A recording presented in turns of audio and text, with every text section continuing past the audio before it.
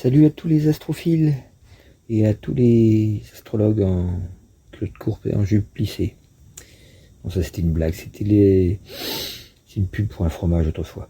Bref, je vous enregistre la nouvelle lune en poisson qui est en ce jour dans la nuit du jeudi 12 au vendredi 13, parce que je n'ai pas le temps de le faire après. Donc, et qu'il est temps de l'enregistrer. Donc voilà, eh bien, on va regarder un petit peu ce qui se joue dans cette dernière nouvelle lune de l'hiver.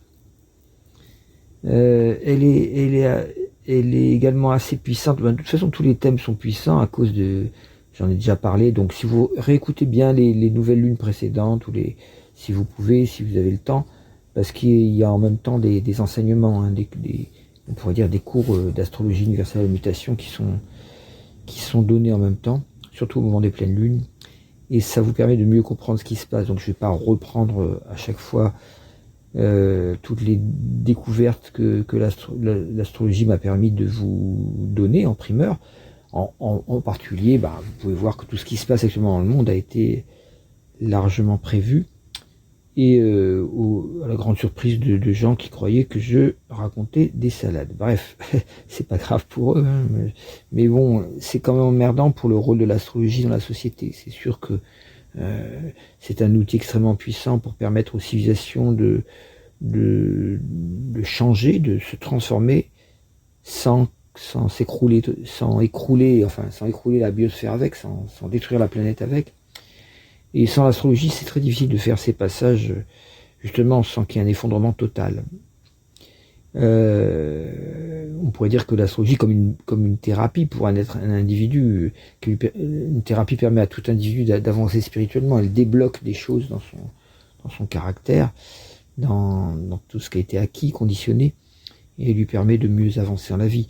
C'est pareil, l'astrologie au niveau collectif, on pourrait dire, est une espèce de science de l'âme, mais aussi science de l'âme du monde, qui permet de faire évoluer, en fait, dans le bon sens, l'inconscient collectif, en fait, ce que Jung appelait l'inconscient collectif, c'est-à-dire l'ensemble des forces qui sont appelées à devenir conscientes, mais à condition qu'on s'en occupe, c'est-à-dire qu'on aille regarder.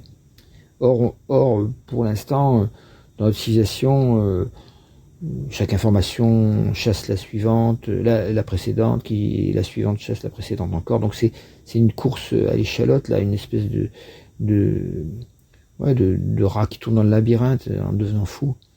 Et chacun est collé à la dernière information.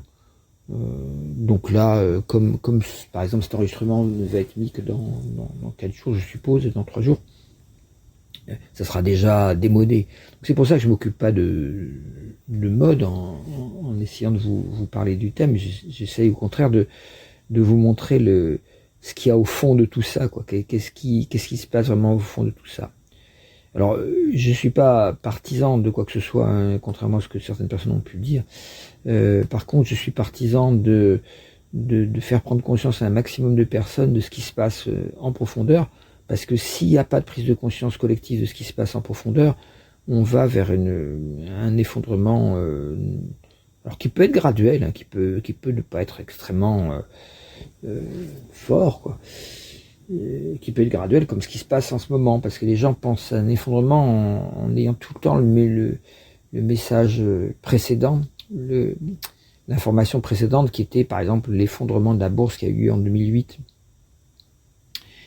Mais un effondrement, c'est plus global que ça. Il peut avoir lieu au niveau, comme on le voit en ce moment, avec la guerre en Iran, et puis Liban, enfin, etc. Tout ce qu'Israël et les États-Unis sont en train de mettre comme merdier dans le golfe Persique, qui alimente en pétrole presque toute la planète. Donc on voit qu'un l'effondrement, ça peut être ça. C'est pas forcément quelque chose qui va apparaître sous forme de... Disons que les anticapitalistes, que j'aime bien, puisque je pense que la racine de tous nos maux vient de ce système qui est maintenant... qui a été utile à un certain moment donné pour accroître les productions, accroître l'usage de certaines machines. Bon, maintenant, on est rendu à la phase... il faut surtout pas rester dans ce système. Il est maintenant obsolète. Et à chaque fois qu'on dit ça, les gens pensent que qu'on est dans une idéologie elle-même obsolète qui est le marxisme ou quelque chose comme ça, même si Marx a bien analysé les choses, Thoreau aussi, Gandhi aussi, donc c'est pas la peine de se bloquer sur un seul penseur, Spinoza aussi. Donc si vous voulez, ou pour plus près de nous, Simone Weil, qui était enfin, elle n'est pas très près de nous, mais c'est quand même la grande philosophe du XXe siècle, hein, et c'est une Française en plus, et juive en plus, voilà, et anarchiste. Donc ça c'est important de comprendre que tout ce qui se passe apparemment dans les informations qui passent devant nos écrans et qu'on suit avidement en scrollant, cette attitude-là ne sert à rien, parce que ce qui compte, c'est pas de courir à droite à gauche comme des rats affolés quand le navire coule, c'est de se demander pourquoi on est sur Terre et qu'est-ce qu'on a à y faire. Tant que vous vivez que pour votre propre intérêt, votre propre plaisir, ou pour payer votre loyer et la bagnole pour aller bosser, pour pouvoir avoir le salaire qui va permettre de payer votre loyer et la bagnole, tout ça n'a aucun sens, tout ça est sans sens. Et donc, nonsense, comme disent les Anglais, avec humour. Et donc, ça c'est de plus en plus compris par beaucoup de jeunes aussi, qu'en fait, le manque de sens serait à l'origine en fait une espèce de dégringolade civilisationnelle, de dégringolade spirituelle et psychologique qui finit par peser sur la psyché de tout le monde sous forme d'une dépression collective extrêmement puissante. Donc cette nouvelle lune en Poisson nous parle de ça. Après, on va démarrer pour le mois suivant. Elle a lieu donc à 2 jours du 21 mars, qui est l'entrée du soleil en bélier, donc le début de l'année concrète. Hein. Jusque-là, c'était l'année spirituelle qui a été lancée au 21 décembre 2025. C'était le vrai début de l'année 2026, c'était à ce moment-là. Et quand le soleil passe en bélier, c'est là que commence le début un peu concret, presque la matérialisation, on pourrait dire, de ce qui a été en gestation pendant l'entrée du soleil en Capricorne. Donc, le fait que ce soit à 2 jours du point vernal, c'est-à-dire du moment où s'égalisent exactement à la seconde près le jour et la nuit, c'est la définition de l'entrée du soleil en bélier. C'est pas du tout l'entrée dans la constellation du bélier, elle est pas là du tout, la constellation du bélier.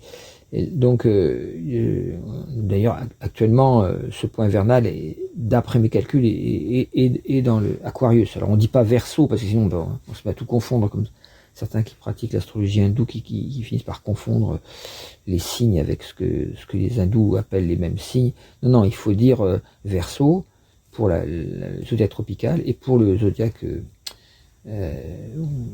disons, sidéral, on va dire Aquarius, qui veut dire Verseau, mais en latin, quoi. C'est mieux pour pas se mélanger les pinceaux, parce qu'on peut utiliser les deux astrologies à la fois, bien sûr. Donc ce point vernal actuellement dans Aquarius, et il est rentré depuis très peu de temps, donc par rapport au fait qu'un signe dure 21 siècles, il est rentré il y a à peu près une 50aine d'années, comme, et donc une 60aine même maintenant.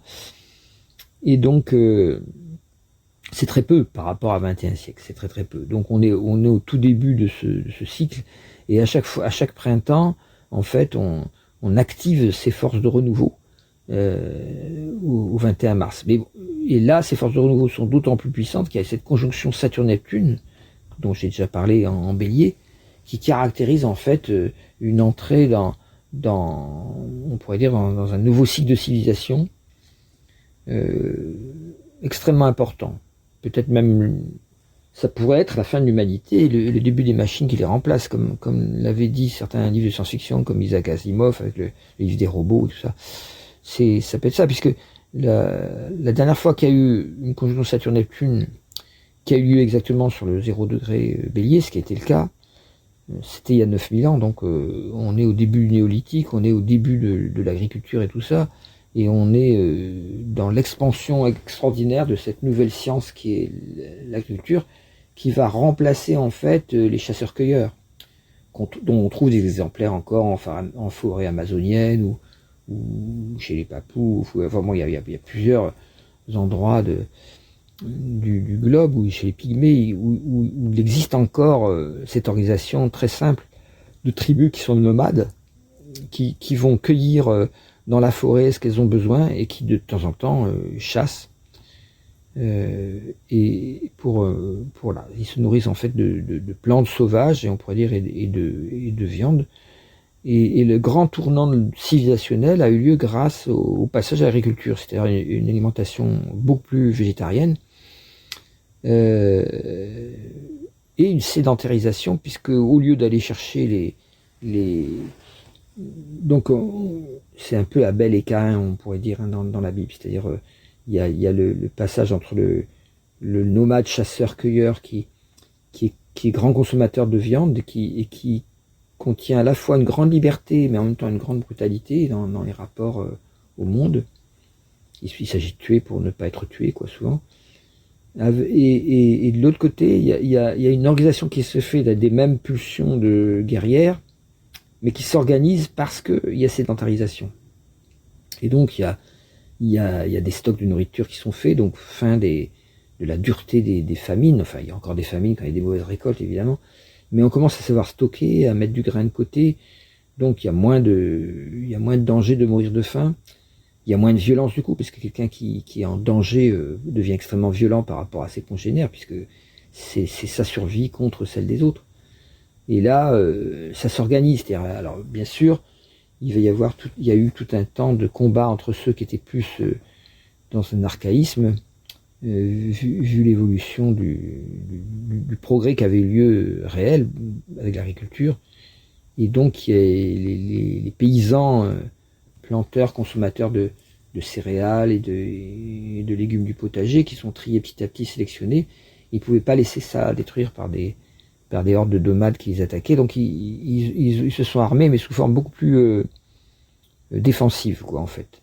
Et cette organisation en défensive a organisé, on pourrait dire, une espèce d'institution qui est l'armée et la cité.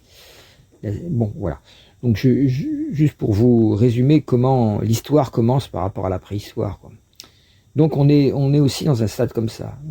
Peut-être l'humanité c'est la préhistoire de la machine et que le nouveau monde qui vient c'est un monde de la machine. Pourquoi pas?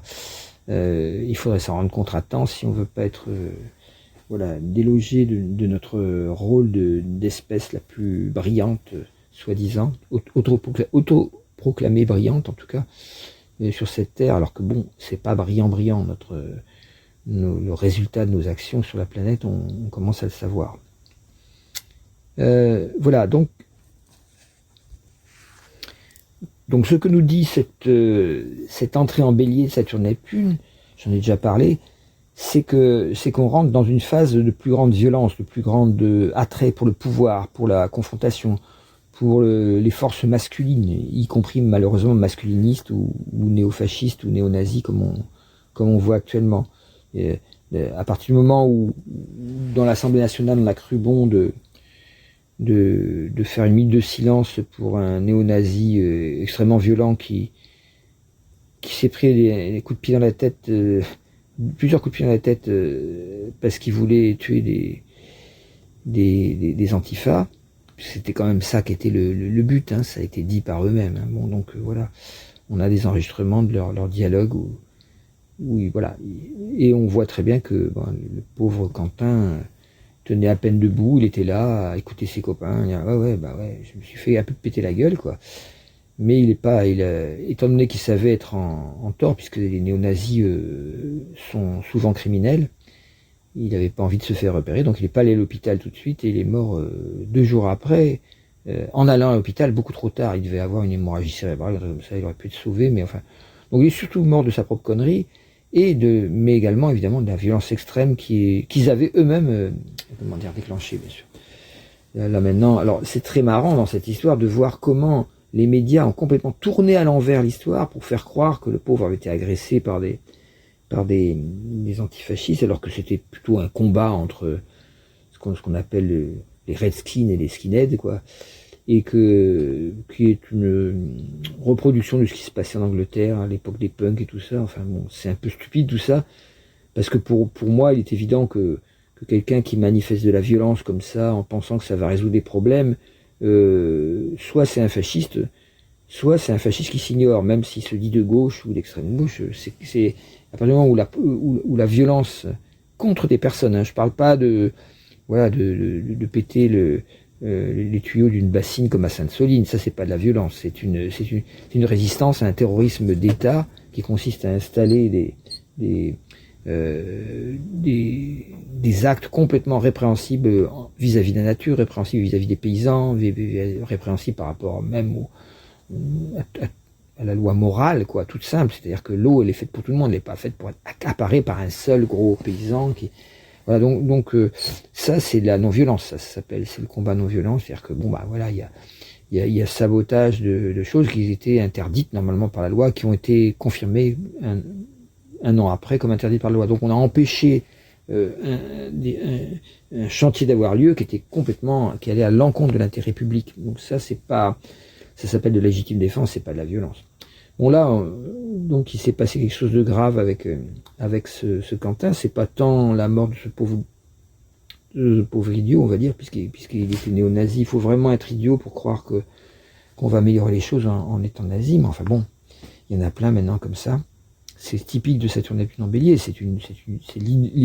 Les idéologies pourries remontent à la surface. Et Apocalypse, et ce qui est profond remonte à la surface. Et évidemment, les inversions des valeurs qui ont déjà eu lieu avant la Deuxième Guerre mondiale, quoi, sous forme du fascisme, du nazisme, du franquisme, etc., de l'invasion japonaise et tout ça, tous ces espèces de démonstrations de force brutale, quoi, voilà, ça revient parce que c'est pas forcément totalement guéri.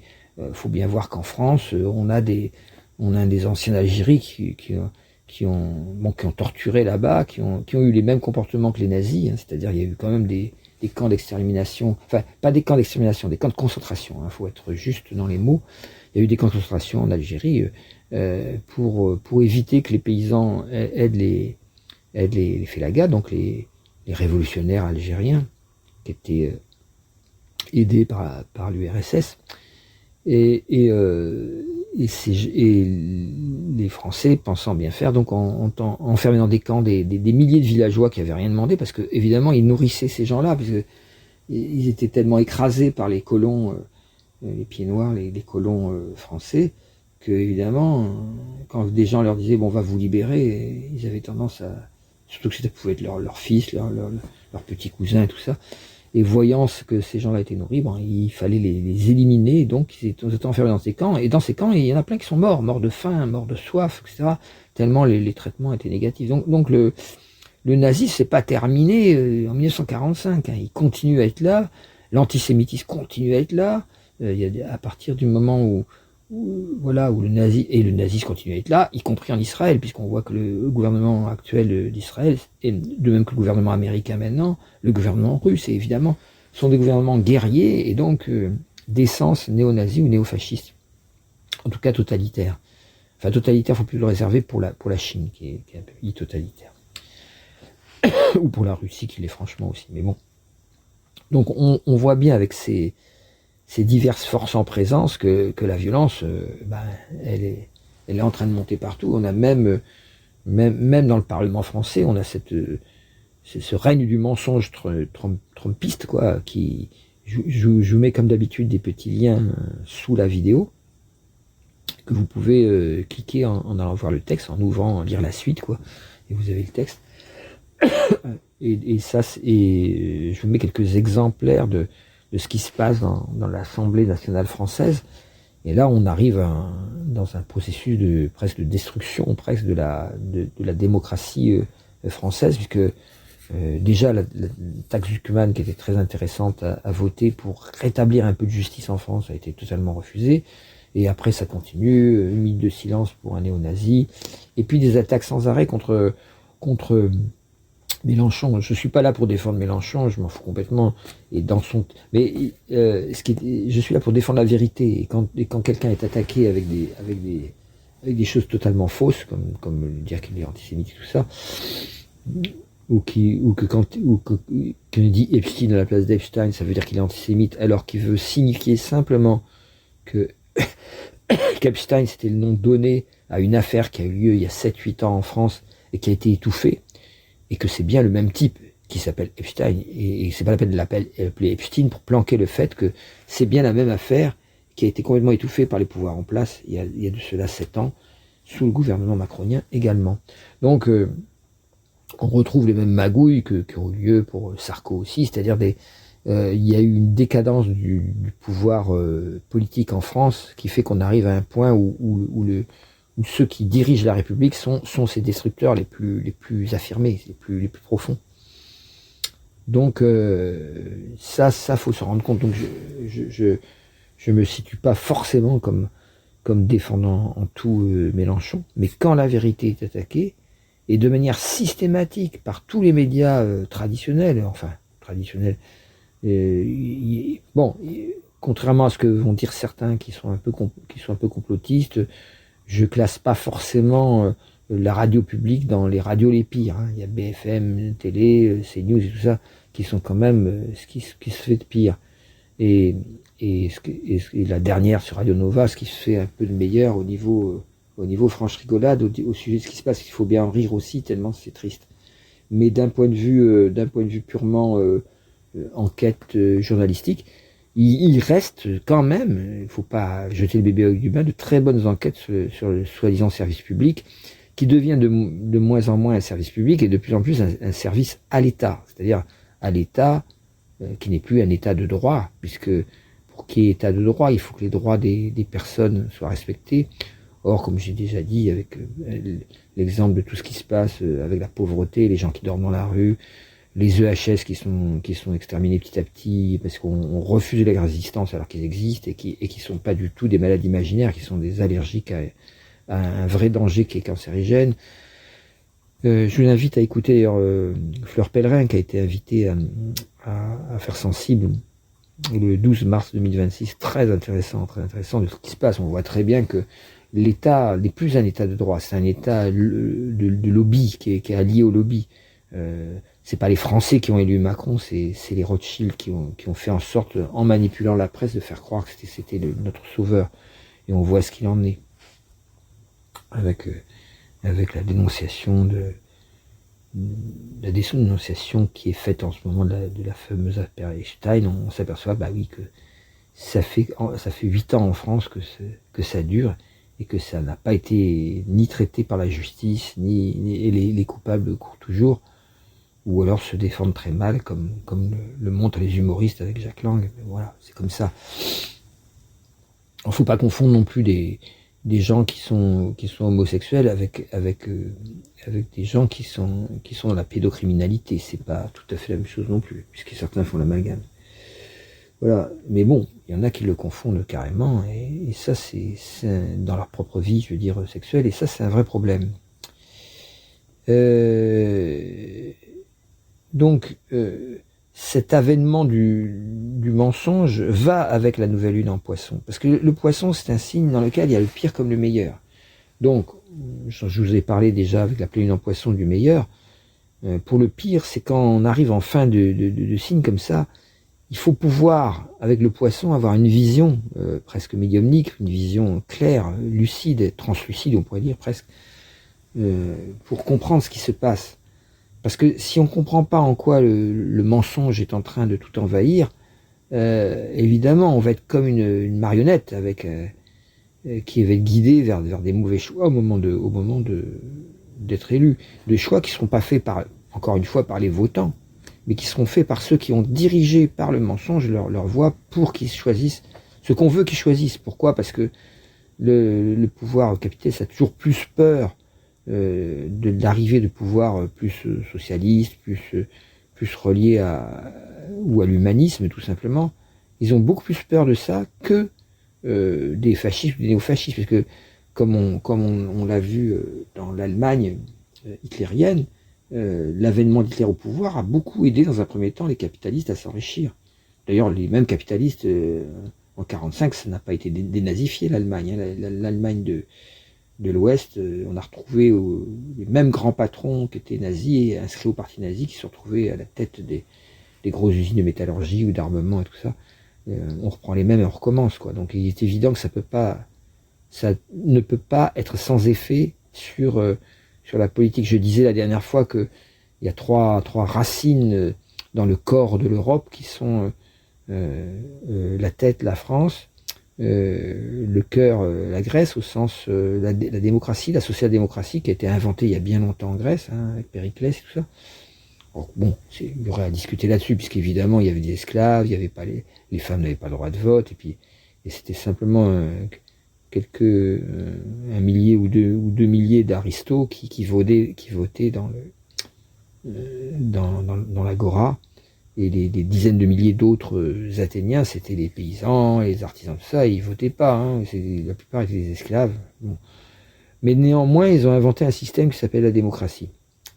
Et alors nous, maintenant, c'est les machines qui sont nos esclaves, c'est plus les esclaves humains, heureusement, on a supprimé l'esclavage au cours du XIXe siècle, donc c'est une évolution.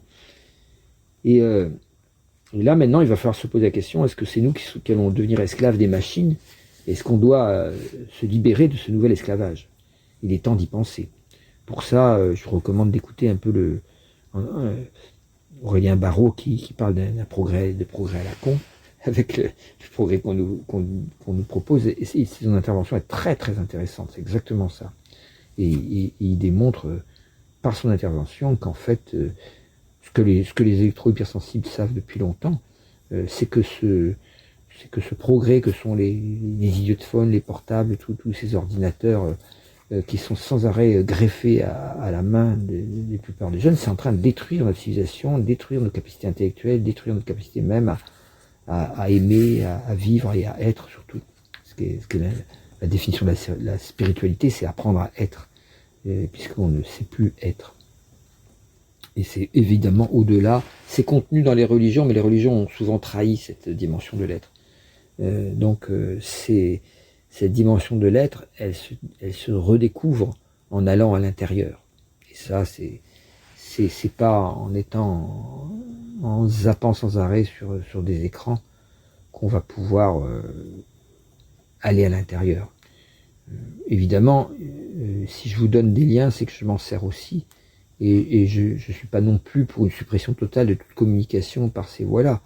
Mais il y a une énorme différence entre passer un quart d'heure ou une demi-heure si on veut par jour sur son idiophone ou sur son ordi et y passer comme certains 4-8 heures par jour. Je parle pas de ceux dont c'est le métier, mais je parle qui sont peut-être bien obligés puisqu'ils ont le tort de choisir ce métier. Mais disons que je veux dire par là que le fait d'être collé comme ça pendant des heures à un appareil qui envoie des ondes dans la figure, qui envoie des informations de plus en plus fausses, de plus en plus débiles, et surtout qui envoie des informations qui sont choisies par un algorithme qui choisit de vous flatter dans vos opinions, quelles qu'elles soient. Ce qui fait que la première fois qu'ils ont lâché ChatGPT dans la nature, en le laissant apprendre au fur et à mesure de ses rencontres sur Internet, en à peine 18 heures, il était devenu néo-nazi. C'est la preuve qu'on a un énorme problème avec ces algorithmes, quoi.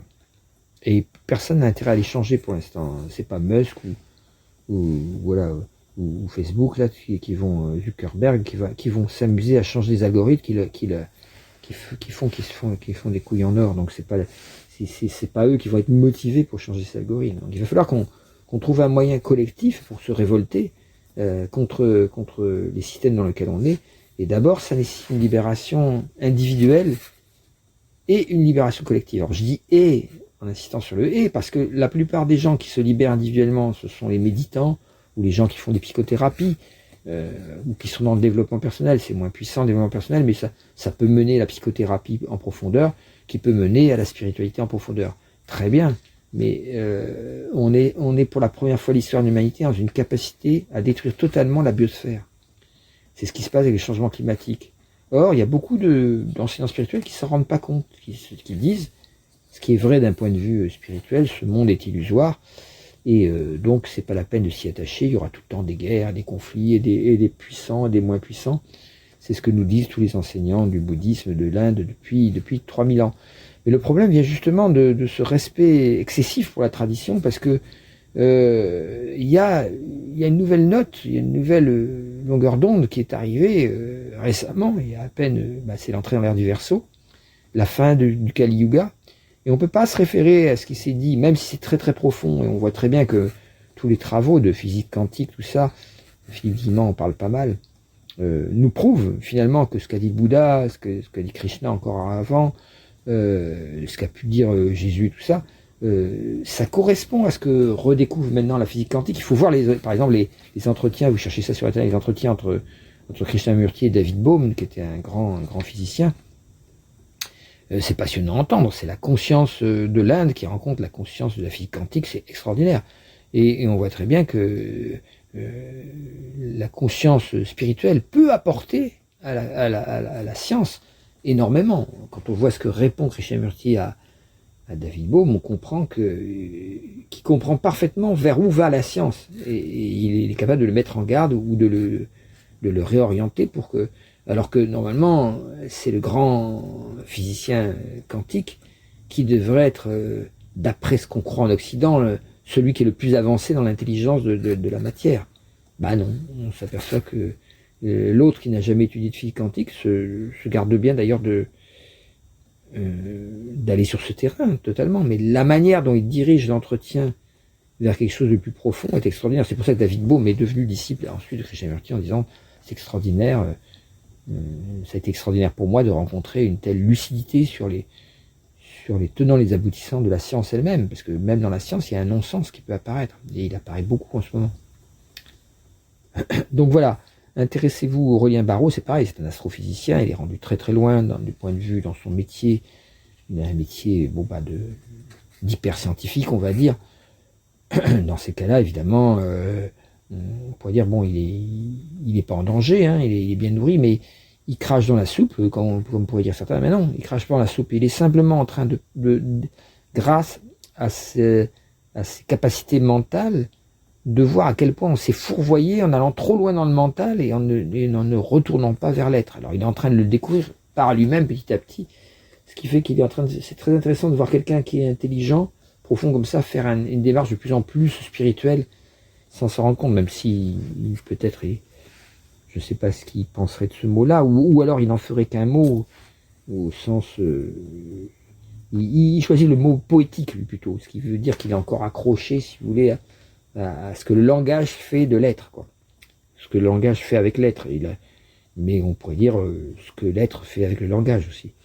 Donc il n'a pas tort, il est sur un pont entre deux mondes, celui de la physique quantique et des énormes prise de conscience qu'elle permet d'avoir sur ce qu'est réellement la matière, l'information, l'énergie. Et puis ce pont entre deux mondes, quoi.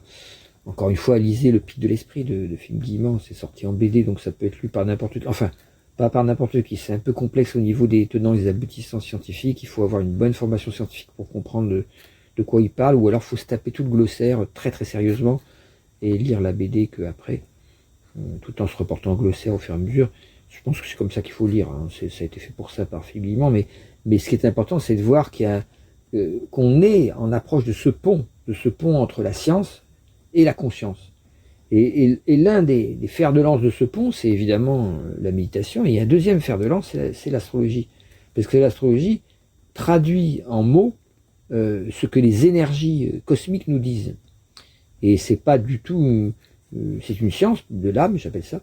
C'est-à-dire que c'est pas du tout quelque chose c'est pas de la voyance, hein. On dit pas ce qui nous passe par la tête au fur et à mesure que ça arrive. C'est pas ça du tout. Il y a des codes et des processus d'analyse qui permettent d'approfondir ce langage cosmique. Donc pour en revenir à ce soleil lune en poisson, à cette nouvelle lune en poisson, tout près de la part du monde, tout près de cette conjonction Saturne-Neptune en bélier, on appelle ça une conjonction dissonante, puisque c'est entre le poisson, un signe d'eau, et le bélier, un signe de feu. On sait que le feu et l'eau, c'est des signes contraires, opposés. Comme la terre et l'air sont des signes contraires, opposés. Donc, et là, on est dans la dissonance maximum, puisque si on trace une ligne 0 degré bélier, 0 degré balance, et qu'on fait un effet miroir entre l'hémicycle de printemps-été et l'hémicycle automne-hiver, on sait qu'on a en miroir ce qu'on appelle les signes contraires, et non pas les signes d'opposés. Les signes opposés, c'est par axe, hein, ça passe tous par le centre du zodiaque, alors que les signes contraires, c'est ceux qui se reflètent dans ce miroir que vous faites passer, la plaque du miroir, vous la faites passer entre 0 degré bélier et 0 degré balance. À ce moment-là, vous voyez que la Vierge est le contraire de la balance. Le lion est le contraire du scorpion, le cancer est le contraire du sagittaire, le gémeaux est le contraire du capricorne, le taureau est le contraire du verseau, et évidemment le bélier est le contraire du poisson. Donc cet endroit-là est très très chargé en conflictualité, et on le voit avec la guerre qui est en train d'avoir lieu, qui est en train de s'approfondir au lieu de se calmer, bien qu'on va voir pourquoi. Enfin bon, n'allons pas trop vite. Donc regardons cette conjonction et on voit que elle nous invite à regarder en profondeur, donc continuer l'esprit méditatif tant qu'il est encore temps, pour essayer de voir les causes de tout ça. Parce que si on ne voit pas les causes, on va se précipiter dans cette panique collective qui est la guerre partout. C'est très marrant à ce niveau-là, enfin marrant, de voir les influenceurs qui sont tous réfugiés à Dubaï, là, qui paniquent complètement. Venez nous chercher. Ben, qu'est-ce qu'ils sont allés foutre là-bas aussi? C'est pour pas payer d'impôts. Bah ouais, mais payer les impôts, ça fait partie de la qualité d'une civilisation. Les civilisations où on ne paye pas du tout d'impôts, en général, c'est des civilisations totalitaires, contrairement à ce qu'ils essayent de nous faire croire tous les petits fachos. Disons que c'est toujours les petits fachos sont toujours des fils de riches en général. C'est pour ça qu'ils pensent des conneries comme ça. Sinon, s'ils réfléchissaient un peu. D'ailleurs, c'est très intéressant parce que il y a un petit, c'est David Giraud, je crois, qui est à LFI, qui fait un témoignage que j'ai mis en dessous aussi, qui raconte qu'il était de droite avant 2008 et c'est passionnant. C'est vraiment passionnant parce qu'il montre par quelle réflexion. C'est quelqu'un de très intelligent qui est de droite parce que il avait analysé l'économie, il savait que on peut pas.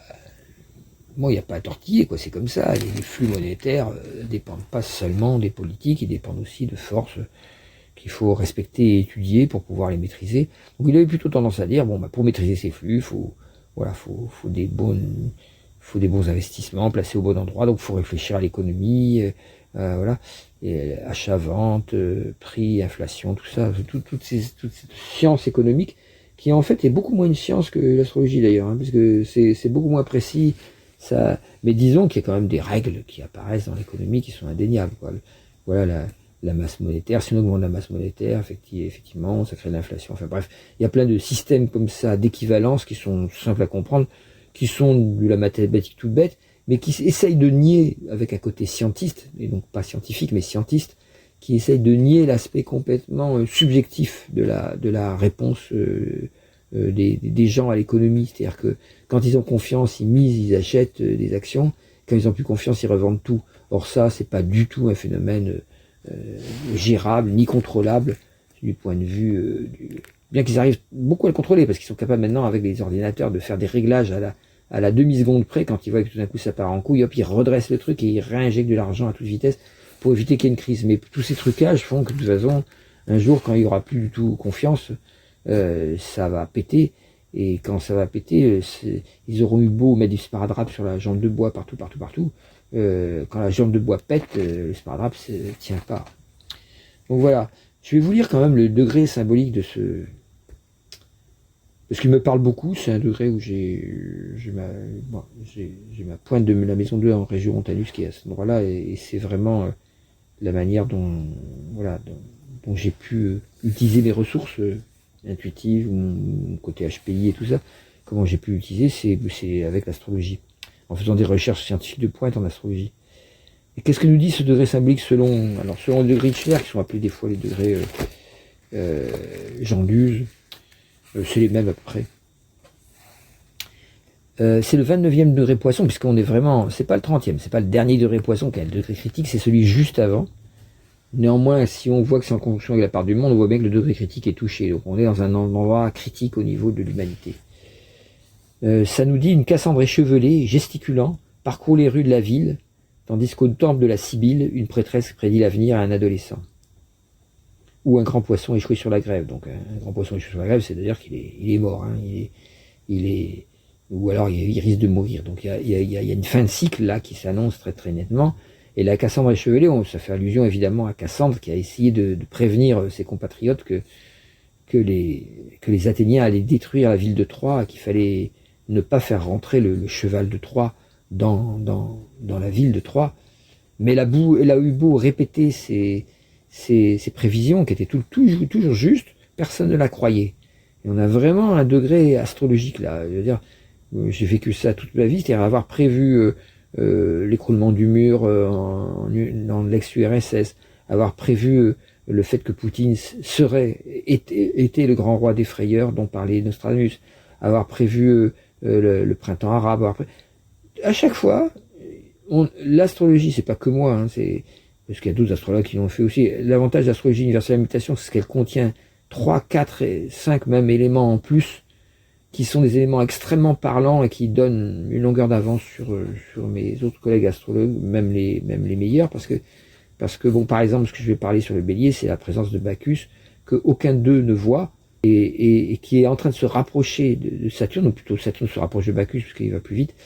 Et ça, cette conjonction-là, extrêmement négative, et c'est ce qui m'a permis de dire qu'on allait vers la guerre avec, je vous rappelle, les interprétations que j'ai fait des 4 cavaliers d'Apocalypse. Et le 5e, le plus dangereux de tous, qui est Poutine, enfin, qui est l'esprit de Poutine, parce que Poutine, s'il meurt, il sera remplacé par un autre, hein, d'ailleurs, ça se peut très bien que c'est eu lieu, puisqu'on a une fin de cycle Saturne-Neptune. Or, ce cycle-là correspond à la Russie, hein. 1917, 1953, 1989 et maintenant 2026. Donc si vous voulez, si vous regardez ces cycles de Saturne-Neptune, à chaque fois, 1917 révolution russe, 1953 mort de Staline, donc déstalinisation ensuite, et 1989 chute du mur. Donc 2026, qu'est-ce qui va se passer dans la grande Russie? Qu'est-ce qui va faire qu'elle va mourir et renaître? Ça peut être la mort d'un dirigeant, évidemment. Mais ça, alors qu'il a l'air en pleine forme, ce garçon. Mais il a l'air. Donc, j'ai pas étudié son thème sur cette question-là, mais cette nouvelle lune me fait penser à ça. Il peut y avoir un début de la fin, mais ça peut être aussi une renaissance. Il faut voir que c'est un pays qui est mis au banc des accusés par rapport à toute la scène mondiale, mais que tout le monde, comme il a réussi à mettre Trump au pouvoir grâce à ses fermes de hackers, il a manipulé les opinions américaines tellement bien qu'en fait ils ont préféré le guignol quoi à quelqu'un de plus sérieux, et donc après alors quelqu'un de plus sérieux, je ne veux pas parler forcément de Biden, je pense aussi à l'outsider socialiste américain qui s'appelle, je ne me rappelle plus, qui s'appellerait Bernie Sanders. Voilà. J'avais un trou, excusez-moi. Oui, ça aurait pu être intelligent si on voulait sortir du système de ce qu'ils appellent l'état profond et tout ça. Mais l'état profond, c'est déjà une fabrication de Poutine. Donc il n'y avait pas moyen. Il a réussi à récupérer la révolte qu'il y avait aux États-Unis contre un système des démocrates assez pourri. La tendance républicain-démocrate, c'est la même chose de droite-gauche, c'est toujours marché ou pas, quoi. Et il y avait la possibilité, avec des gens comme Bernie Sanders, d'amener toute la jeunesse américaine aux urnes pour faire un nouveau pays. Mais au lieu de ça, une grande partie de la jeunesse américaine, moi, les rednecks, et puis tous ceux qui étaient manipulés par les attaques poutiniennes sur l'information, sur les radios libres, sur les espèces de sites soi-disant ésotériques, voilà, Jones, tout ça, comment il s'appelle, enfin, et des livres complètement hallucinés, quoi, carrément, qui sont sortis et qui ont permis de fabriquer cette espèce de rêve hollywoodien, mais dans la réalité cette fois, hein. Donc évidemment, il fallait un puppet master, quoi, qui sorte de là, et c'était Trump. Donc cette montée des pions de Trump, si vous voulez, Trump au pouvoir, Netanyahou au pouvoir en Israël, Macron au pouvoir en France, Macron nommé par les Rothschild, je rappelle, donc il y a un lien entre tout ça, et c'est pas forcément, là je fais aucune allusion antisémite, hein, c'est pas ça que je veux dire, même si c'est évident que l'union sacrée entre les États-Unis et Israël est complètement toxique pour les deux pays à la fois, totalement toxique. Cette impunité, c'est comme les flics qui tuent des gens et qui restent impunis, c'est pareil. À partir du moment où Israël rentre dans une démarche complètement fascisante, en exerçant un apartheid total, absolu, extrêmement violent, plus un génocide par derrière, il est évident qu'on est très loin du projet de la Bible hébraïque et de ce que les vrais juifs croient vraiment, quoi. C'est-à-dire de même que les vrais musulmans, c'est un peu la même chose que les vrais chrétiens, c'est-à-dire l'avènement de la bonté dans le cœur de l'homme pour la faire advenir dans la société. C'est ça le vrai projet de la Bible, du Coran et de l'Évangile. Ils ont ça en commun. Bon, c'est un échec total, on pourrait dire, hein. Ça je tiens à citer là-dessus. C'est-à-dire qu'en fait, actuellement, ce sont des chrétiens fondamentalistes ou des télé-évangélistes ou bien des baptistes, enfin toutes sortes de sectes protestantes qui revendiquent que le Christ doit venir en aide au fascisme de Netanyahou pour lutter contre les Arabes. L'islam étant vu comme la religion de Satan. Alors, il est exact que non pas le satanisme, mais Satan en tant que force, non pas qu'une personne qui serait l'inverse de Dieu, ça c'est des croyances, mais la force qui nous fait descendre, qui nous fait tomber dans le matérialisme, elle est très active actuellement.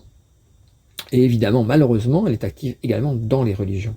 Ce qui fait que, actuellement, comment peut-on croire que le Christ, s'il revenait maintenant, Jésus avec tout ce qu'il a dit, vous prenez ses paroles, et qui serait pour aller délivrer, c'est comme les croisés qui allaient délivrer le tombeau des Christ, c'est exactement la même chose. Aller partir en croisade contre les Arabes, évidemment, tout ça est totalement faux.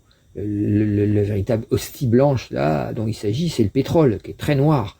Donc on n'est pas du tout dans le christianisme, de même qu'on n'est pas du tout en face avec les Iraniens dans le véritable islam qu'on peut trouver chez les soufis qui sont souvent des chiites d'ailleurs aussi, hein, comme les imams, sauf que les imams iraniens c'est une caricature, de même que Netanyahou est une caricature du message de Moïse, du message de la Bible.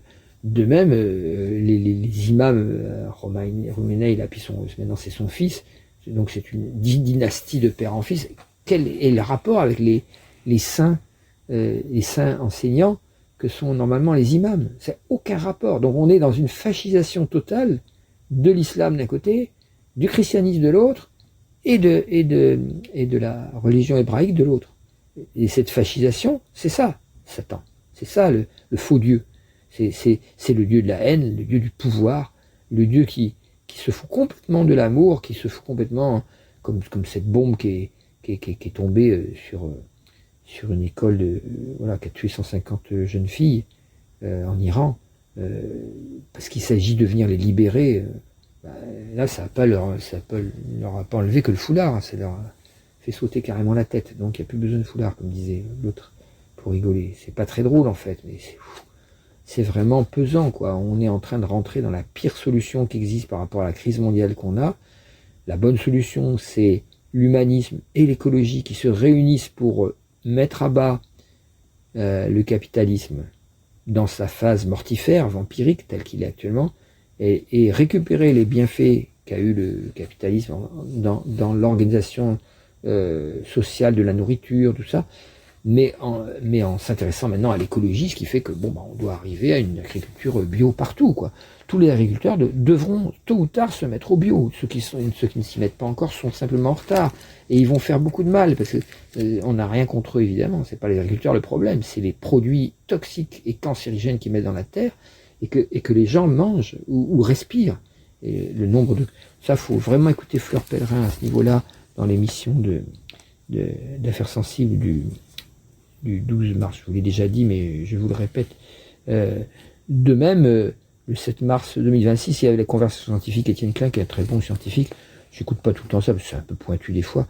Mais là, il avait invité Dominique Bourg, il parle des limites planétaires. Là aussi, il faut se tenir au courant vraiment, vraiment bien, parce qu'on n'est pas en face, ah oui, c'est un délire, les changements climatiques, ça n'existe pas. Voilà. Maintenant, on commence quand même à s'en rendre compte. Mais il n'y a pas que le changement climatique, il n'y a pas que le problème du CO2. On vous reparle que de CO2 pour vous vendre du nucléaire, en fait. Mais il y a 9 limites planétaires. Le CO2, c'en est qu'une seule. C'est quoi 8 autres? Personne tout courant. On n'arrête pas de vous... Évidemment, on va vous en reparler quand il va y avoir des canicules en cette fin de printemps qui seront horribles, sûrement. Voilà, ou des inondations, puisque ça peut être les deux à la fois, ou alternativement. de plus en plus de gens vont comprendre que voilà, le changement climatique, c'est pas une invention de scientifiques allumés, quoi. C'est quelque chose qui... Mais il est peut-être trop tard pour se rendre compte que c'est vrai. Parce que des menteurs sont passés par là sans arrêt, sans arrêt. Goebbels disait, si vous répétez un mensonge 10 fois, ça passe pas. Mais il conseillait, répétez-le 100 fois, 1000 fois, et vous verrez, tout le monde croira que c'est vrai. Et c'est cette méthode qui est utilisée actuellement en France, avec la France Insoumise, parce qu'ils ont très très peur, d'après des sondages, que ce soit eux qui soient au deuxième tour. C'est-à-dire un match... Les gens ont tellement marre de Macron et du néolibéralisme qui a détruit toutes les valeurs de la France. Les valeurs de la France, c'est pas agiter un drapeau bleu, blanc, rouge, on a gagné au football ou je sais pas quoi. C'est pas ça, c'est liberté, égalité, fraternité, les vraies valeurs de la France. C'est en ça qu'on est un pays différent des autres. C'est pas à cause de notre drapeau, tout le monde a un drapeau avec 3 ou 4 couleurs, on s'en fout. Ça s'appelle le nationalisme. C'est un stade de la pensée humaine qui correspond à l'aspect Mars. C'est une espèce de religion moderne sans Dieu qui rattache en fait les espoirs d'un peuple à son appartenance territoriale.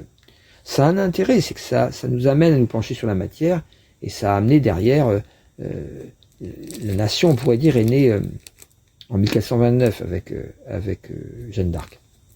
Donc c'est pas un hasard si Le Pen choisit Jeanne d'Arc, dans ce sens-là, il n'était pas fou au niveau archétypal, il avait compris qu'il y avait un symbole très fort là. Mais enfin bon, Jeanne d'Arc n'appartient pas du tout au Rassemblement national, surtout pas. Jeanne d'Arc, c'est la première qui établit le fait que on ne doit pas défendre simplement un roi, mais une nation. C'est-à-dire la nation française est vue comme servant son roi. Bon, il n'était pas question de se révolter par rapport au roi à l'époque, il ne faut pas faire d'anachronisme. Mais c'est la première fois qu'est introduit dans ces espèces de clans, de vassaux, de ducs, de royautés, tout ça, qui se faisait la guerre sans arrêt. Tout d'un coup, elle arrive, c'était les Anglais qui occupaient la France. Il n'y avait pas de notion que c'est les Anglais ils parlaient pas la même langue, évidemment, ils occupaient la France. Mais c'était normal, puisque il n'y avait pas d'héritier mâle, donc fallait que ça soit un héritier d'une famille branche, et donc c'était le roi d'Angleterre. Donc c'est normal qu'il récupère son bien. Tout marchait comme ça, sous forme de biens appartenant à des personnes. Je résume un peu l'histoire, mais c'est pour dire. Et c'est Jeanne d'Arc qui est pas du tout une petite bergère, qui est, d'après son thème astrologique, c'est pas le bon. Et on a retrouvé le thème astrologique de Jeanne d'Arc, et c'est sûrement une fille, comment on appelle ça, d'un hors mariage de la reine. Bon, voilà. Donc c'est une bâtarde, si on veut, sauf qu'elle est fille de reine, et c'est pour ça qu'on lui a donné l'armée, qu'elle a appris à se battre avec des armes, qu'elle a appris à monter à cheval. C'est pas la légende que nous ont servi l'Église chrétienne pour nous jouer du violon et nous faire avaler des calembres d'aide. Mais et le vrai thème d'ailleurs de cette fille cachée d'Isabeau je sais pas, Isabeau de Bavière, je sais plus comment elle s'appelait, Isabelle, enfin bref, cherchez ça dans l'histoire. Mais quand on montre le thème de cet enfant qui est né, qui a été caché aussitôt, eh bien, c'est bien le thème de Jeanne d'Arc, à n'en pas douter, quoi. C'est vraiment, ça contient toutes les forces de cette jeune femme qui a compris. Peut-être, souvent, les gens qui sont nés sans père échappent à l'autorité, en fait. D'un point de vue, l'autorité parentale, c'est quelque chose qui vous fait rentrer dans le moule social, qui vous dit, bon, sors des jupes de ta mère, va dans la société, va chercher un diplôme, fais ci, fais ça. C'est le père qui un peu arrache l'enfant aux jupes de la mère pour lui dire, va dans le monde. Mais de ce point de vue-là, des fois, des gens qui sont sans père, ou qui ont un père qui a été inexistant, absent ou faible, ou des enfants du divorce et tout ça, peu importe, il y a plein de manières d'être sans père, peuvent développer une force idéale extrêmement grande pour créer un nouveau père imaginaire. Et dans ce cas-là, cet idéal qui leur tient à cœur sert de père divin, si on veut, et ça peut leur permettre ensuite d'avoir une approche du spirituel extrêmement plus avancée que les autres, plus facile, on va dire, que les autres, parce qu'ils ont déjà construit à l'intérieur une espèce de père imaginaire, donc c'est pas. Et donc, si on leur fait rencontrer un maître, un grand lama, un gourou ou un grand thérapeute, enfin, il y a plusieurs solutions tout ça, ils vont beaucoup plus facilement comprendre où est la liberté dans ce qui est proposé et plus facilement fuir aussi si c'est une secte ou si c'est un faux gourou ou si c'est un faux grand gouvernant politique qui nous raconte des calembredèles comme il y a beaucoup en ce moment. Donc l'absence du père, je pensais à Sartre qui était comme ça, qui a créé une philosophie assez intéressante, Camus aussi, les deux là étaient des sans-pères. Et ils ont tous les deux fondé une philosophie extrêmement importante, très différente l'une de l'autre d'ailleurs. Je préfère celle de Camus à mon sens. Mais Sartre s'est presque trompé surtout parce il s'est raccroché comme beaucoup de grands intellectuels au marxisme, qui semblait être la réponse positive au capitalisme destructeur. Ceci dit, on a vu petit à petit, on s'est mis à comprendre, Sartre presque en dernier, que le communiste russe ou chinois était une horreur du point de vue de l'humain, des horreurs totalitaires. Donc la réponse au capitalisme, le renversement du capitalisme ne doit pas se faire par un système communiste, mais il doit se faire par un système où on revient au commun, ce qui est l'origine du communisme, dont avait parlé Proudhon et Babeuf, en particulier le premier étant Babeuf, Gracchus Babeuf, décapité par ses copains. Enfin, il avait voulu les renverser aussi, il avait voulu faire arrêter la terreur, donc c'était pas une bonne idée apparemment. Voilà. Donc, apparemment j'ai un contact très très étroit avec cette âme-là. Donc je continue sur ce thème. Il y a encore du poisson, c'est-à-dire que donc le poisson c'est donc pour terminer sur ce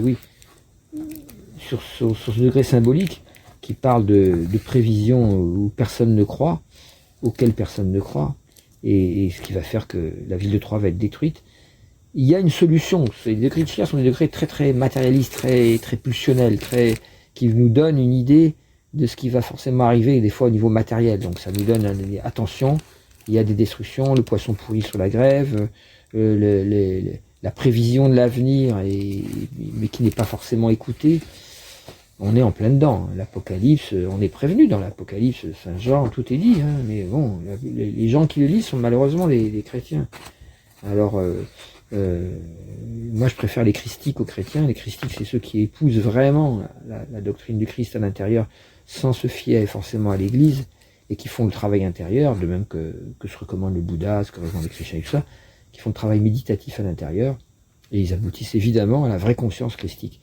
Alors que les chrétiens, c'est ceux qui veulent se ranger dans l'assemblée, l'ecclésiale, l'église, et malheureusement, ils se font très souvent tromper par certains dogmes, au point que ça les éloigne en fait de cette ouverture totale du cœur, sans jugement, sans moralisme, sans tout ça.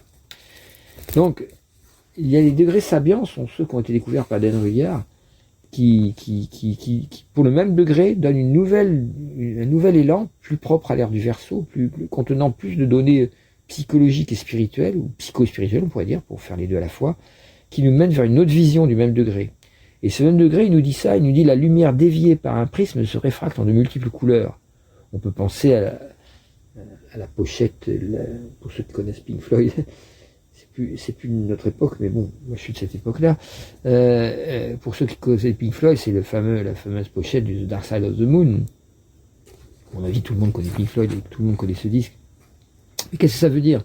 C'est la faculté d'analyse nécessaire pour décrire le jeu de la vie sous ses multiples aspects. Je vous lis ce que dit Dan Rudyard, c'est intéressant parce qu'on est en plein dans le pourquoi il faut faire l'astrologie pour comprendre ce qui se passe. Les cycles de l'existence commencent dans l'unité pour aboutir, selon mon expression, à une unité multiple. Puisque là, on est à la fin du poisson, il ne reste plus qu'un degré, et puis c'est fini, on passe au bélier. À ce stade de couronnement, c'est un cycle terminé, donc ce cycle doit être couronné, soit par le succès, soit par l'insuccès. Les nombreuses différences individuelles s'additionnent pour constituer une somme.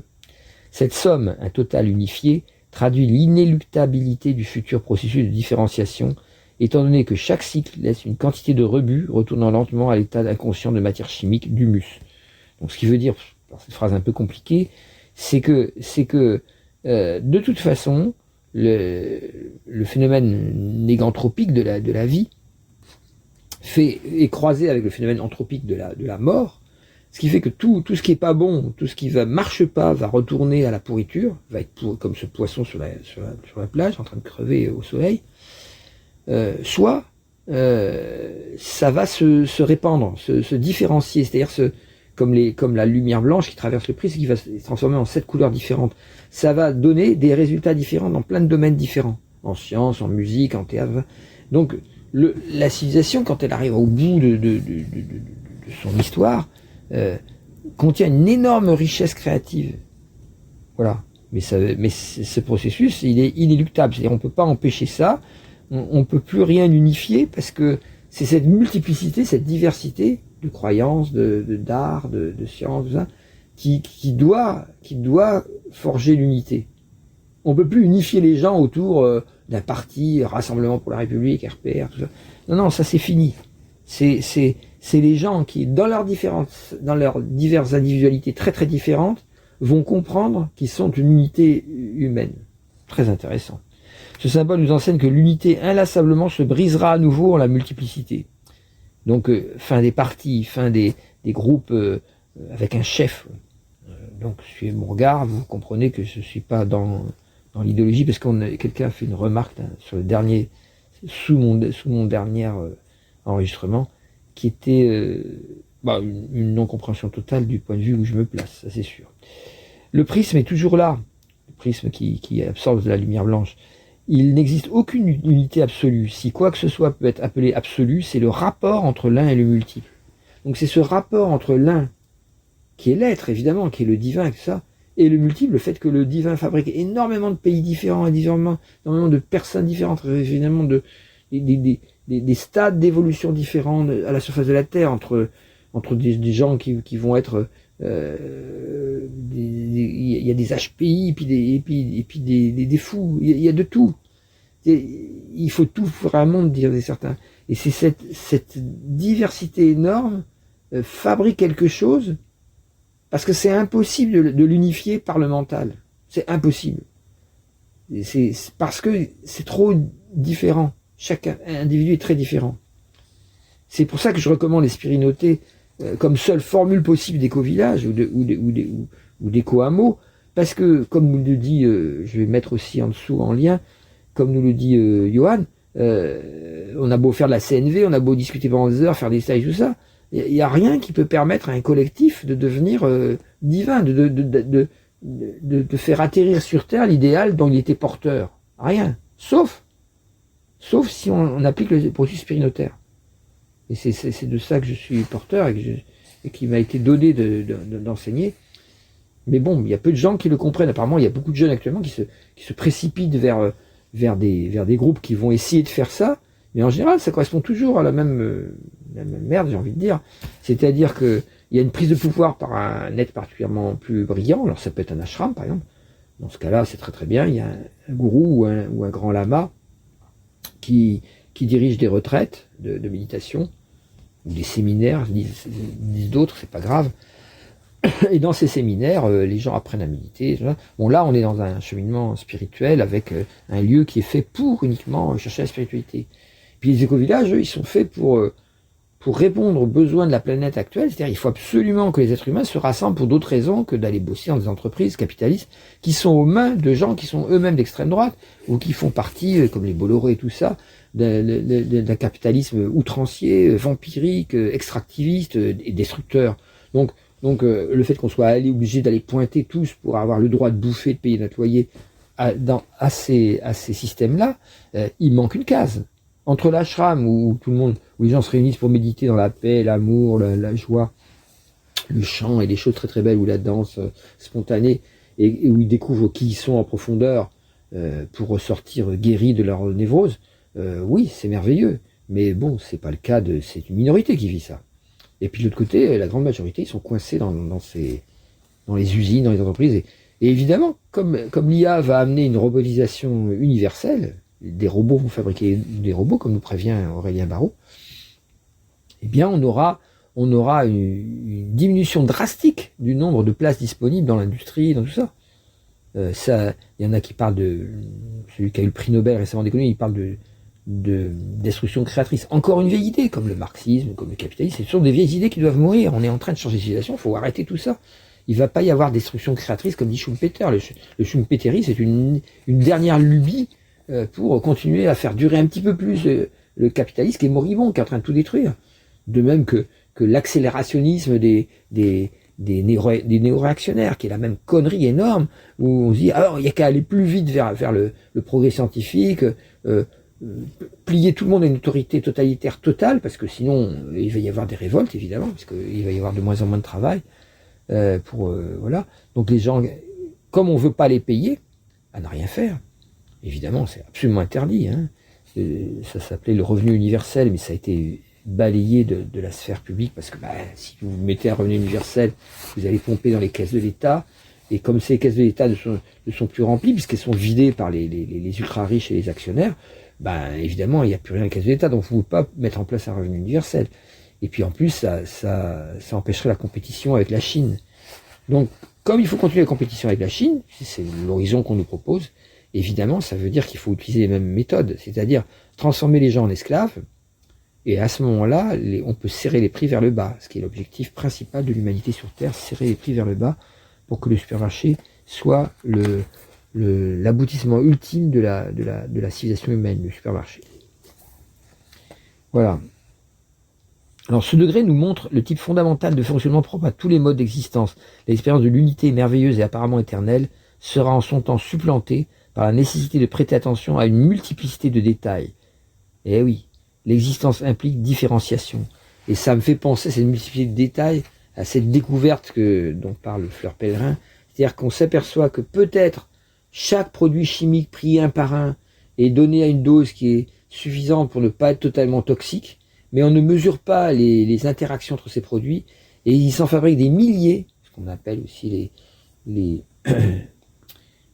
SFC, comment ça s'appelle, les PFAS, voilà.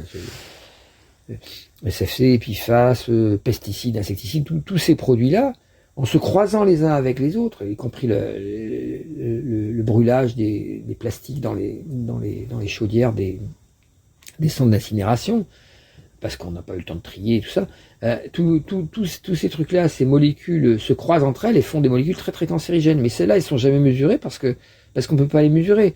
Deux ou trois molécules qui interagissent ensemble peuvent en fabriquer des milliers de différentes.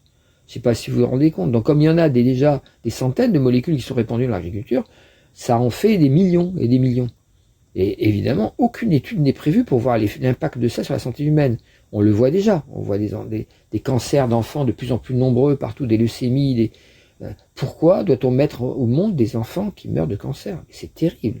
Comment on a pu en arriver là? Et on continue. Il faut accélérer, nous disent les néo-réactionnaires. C'est génial. Les néo-réactionnaires dont s'inspirent des gens comme Bardella et tout ça, qui sont des fous. Parce qu'évidemment, à qui voulez-vous que s'associe le Rassemblement national, sinon à Poutine et aux néo-réactionnaires américains. C'est leur exemple. Ils sont en admiration béate devant ces modèles qui sont, comme leur nom l'indique, néo-réactionnaires, qui sont des réactions à la conscience, qui sont des réactions. C'est un recul par rapport à la conscience qui nous demande d'évoluer en tant qu'humanité. Alors, pour terminer un petit peu sur ça, on va essayer de regarder les thèmes pour Paris, l'ascendant est Sagittaire. C'est un ascendant très positif. On va vers une élection sur le dimanche, sur ce dimanche-là à peu près. Et donc le Sagittaire, c'est Jupiter qui commande, qui est en Cancer. Jupiter Proserpine. Proserpine est rétrograde, il revient vers Jupiter qui lui avance vers Proserpine. C'est comme si les valeurs féminines, les valeurs en trigone avec le Poisson, parce qu'il y a une conjonction nœud-nord en Poisson, Mercure en Poisson, Mars en Poisson. Mercure rétrograde. Bon, le Mercure rétrograde, ça fait qu'en ce moment, vous avez dû remarquer, vous avez des retards dans tout, dans la communication, des ennuis de véhicules, des ennuis de téléphone, des ennuis de courriers qui se perdent, ou de gens qui répondent pas aux SMS, voilà, où on croit qu'un tel a dit ça alors qu'il a dit. Alors là, faites gaffe, quand Mercure est rétrograde, faut pas s'occuper de faire lancer trop des communications extérieures trop. Faut plutôt s'occuper de terminer ce qui est en retard. Hein, voilà, de mettre en place ce que vous deviez faire avant et que vous avez oublié de faire parce qu'il y avait ceci, il y avait cela, vous étiez débordé. Là, c'est le moment de rester chez vous, de terminer ou de ranger votre cuisine, je sais pas quoi, faire le ménage, c'est une très bonne idée. Et voilà, tous ces trucs-là, parce que de toute façon, tout ce que vous allez faire avec l'extérieur, ça va être retardé jusqu'à ce que Mercure redevienne direct, c'est-à-dire dans quelques jours, c'est le 20 mars, c'est ça. Donc c'est le lendemain, il est encore rétrograde pour le thème nouvelle lune, mais en fait il est en train d'être stationnaire réellement pour... c'est trompeur parce que les ordinateurs disent rétrograde ou pas rétrograde, c'est tout. Il faudrait mettre SR pour dire stationnaire rétrograde, ou RS rétrograde qui devient stationnaire. Mais bon, ça c'est des petites améliorations à mettre pour les ordi, parce que évidemment un Mercure stationnaire c'est plutôt un Mercure rétrograde. Donc là c'est en train de se décoincer à partir du 21, donc ça, il se met à avancer. Le 20 il est immobile, et le 21 il repart de l'avant. Et il était depuis le début mars, fin février même, il était rétrograde. Donc ce qui a pu vous donner l'impression que rien n'avance et que vous faites du surplace. C'est normal. Donc tenez-vous prêts pour cette date prochaine là. En tout cas, ce Mercure donc qui est faussement rétrograde, mais qui est bel et bien conjonction à Mars en Poisson, il y a un certain esprit agressif qui veut avancer, qui veut faire des choses et qui est trigone à ce Jupiter Proserpine. Donc c'est comme si les forces de gauche, les forces du peuple peuvent avoir envie de s'exprimer aussi. Alors, est-ce que ça va être dans les urnes? Il faut savoir que, évidemment, il y a beaucoup de gens dans la jeunesse actuelle qui disent « je ne veux pas voter » parce que c'est une tromperie collective, puisque ceux pour qui on vote, on le voit bien dans l'hémicycle avec la taxe Zuckman, ça a été évident, 80% des gens pour la taxe Zuckman, elle est retoquée, 80% contre la loi pour les retraites, elle est retoquée, donc il y a une impression que ces gros bourgeois qui viennent s'asseoir sur les bancs de l'Assemblée, soi-disant pour nous représenter, ne représentent que leurs propres intérêts le plus souvent. Surtout quand ils sont à droite, au centre ou à l'extrême droite. Il y a quand même une notion morale qu'on retrouve vivante et qui s'exprime beaucoup ces temps derniers, parce qu'il y a un Trumpisme très agressif, un mensonger qui s'est installé sur les bancs de l'Assemblée, même en France. Donc le Trumpisme, c'est pas que aux États-Unis, hein, c'est en train d'arriver en France très fort. On copie presque exactement ce qui se passe par des mensonges outranciers, et ces mensonges outranciers, y échappent un peu les gens plus à gauche, comme les communistes, bizarrement, parce que les communistes nous ont habitués pendant presque un siècle à mentir pour servir des buts qui n'étaient pas toujours les bons. Mais bon, depuis les 30-40 dernières années, ils ont changé quand même. Et puis les écolos, qui ont un autre terrain à défendre, et qui malheureusement, sous l'effet de certains chefs de parti, veulent reprendre le strapontin qu'ils espèrent auprès de la gauche unifiée. Là, on a un énorme risque de se planter là aussi, parce que faire une gauche unifiée sans qu'il y ait Mélenchon, alors est-ce que Mélenchon veut une gauche unifiée? Il la veut, mais sans Glucksmann. Alors c'est un peu des bagarres de cours de création, tout ça. Hein. Ce qui est certain, c'est qu'il faut qu'il y ait une unification de certaines forces progressistes alors ce que j'appelle progressiste, c'est pas du tout le progrès selon le projet de l'autre. Ça, c'est pas du progrès, c'est exactement ce qu'il faut pas faire. Hein. En ce moment, il est tout content parce qu'il il monte sur le porte-avions, sous-marin, tout ça, il est tout content. Il va aller faire sa guéguerre alors qu'on lui a rien demandé en tant que Français. Au contraire, on lui demande en tant que Français de se manifester un maximum pour qu'il y ait la paix, parce que cette agression est stupide. Il y aurait eu des moyens tellement plus habiles, mais bon. C'est trop tard, Netanyahou voulait sa guerre, il l'a eu, et il a réussi à entraîner le couillon de Trump dans l'affaire, et Trump, tout en faisant croire que c'est Trump et l'initiative. Bon, ce type-là est assez facile. Il s'est déjà fait manipuler par Poutine, il se fait manipuler par Netanyahou. Poutine et Netanyahou étant les fameux, à mon avis, les fameux Gog et Magog de l'Apocalypse, c'est-à-dire les deux forces complètement dotées d'une idéologie mortifère, extrêmement dangereuse. L'une est le on pourrait appeler le national-sionisme. C'est pas le sionisme, c'est parce que le sionisme du début, il était quand même assez sympathique avec les kibboutz et tout ça. Là, il s'allie, bien qu'il y avait le peuple palestinien et qu'ils n'ont pas su s'arranger avec lui, ils auraient pu. Mais le national-sionisme, c'est une manipulation totale du sionisme, de même que le national-socialisme, c'est-à-dire le nazisme, n'est pas vraiment socialiste. Bon, je vous apprends rien. Donc là, le national-sionisme d'un côté et la manipulation totale des esprits par les petits hommes verts, Wagner ou les fermes de hackers, le système d'intoxication totale des idéologies de toute démocratie qu'a inventé Poutine, système qui marche très très bien, qui sème de la haine et de la tromperie et du mensonge partout, au point que les démocraties sont intoxiquées en profondeur et qui se mettent à voter pour n'importe qui. D'où la montée du fascisme partout. Donc ces deux-là, c'est les Gog et Magog. C'est-à-dire le faux Dieu, Gog, c'est rigolo, mais il y a une langue des signes comme ça, et Magog, la magie, la magie noire célèbre chez les Russes, Raspoutine, tout ça, vous vous rappelez, c'est un pays où il y a de grands magiciens. Mais enfin, on peut inverser, si vous voulez, et dire que la fausse religion orthodoxe, qui n'est pas la véritable orthodoxie, qui est très très belle comme branche de la religion chrétienne, la véritable orthodoxie, quoi, avec les icônes et tout ça, et puis la prière du cœur, la petite philolachie du cœur. Il faut lire ce bouquin, la petite philocadie du cœur, pardon, ou récit d'un pèlerin russe. Si vous avez jamais lu, lisez. Pour les pratiquants méditants, lisez Récit d'un pèlerin russe et vous comprendrez en quoi la Russie est profondément mystique. Voilà. Et bon, du coup, on peut placer Magog aussi du côté des Israéliens, puisque les experts en magie, on les trouve aussi par les pentacles avec les lettres hébraïques du côté des Hébreux, pour faire une magie positive, mais quelquefois de la magie noire aussi. Et on l'a vu en particulier avec le satanisme de Jeffrey Epstein. Il y a carrément une espèce le pédosatanisme, on appelle ça, qui n'est pas si courant que veulent le dire certains réseaux sur Internet. C'est pas non plus, ça n'a pas tout envahi non plus, comme l'état profond, comme ils disent. Non, ça c'est un peu, il y a du délire, mais c'est extrêmement dangereux et c'est fort dans les sphères, dans les hautes sphères. Oui, il y a beaucoup plus de gens pourris et satanisés comme ça dans les hautes sphères du pouvoir que dans la caissière du supermarché du coin, ça c'est sûr. Même si on regarde bien, l'avènement du porno partout fait que n'importe quel jeune esprit adolescent, s'il a envie de se former, maintenant il va se former avec du porno, ce qui est une catastrophe pour la sexualité d'ailleurs.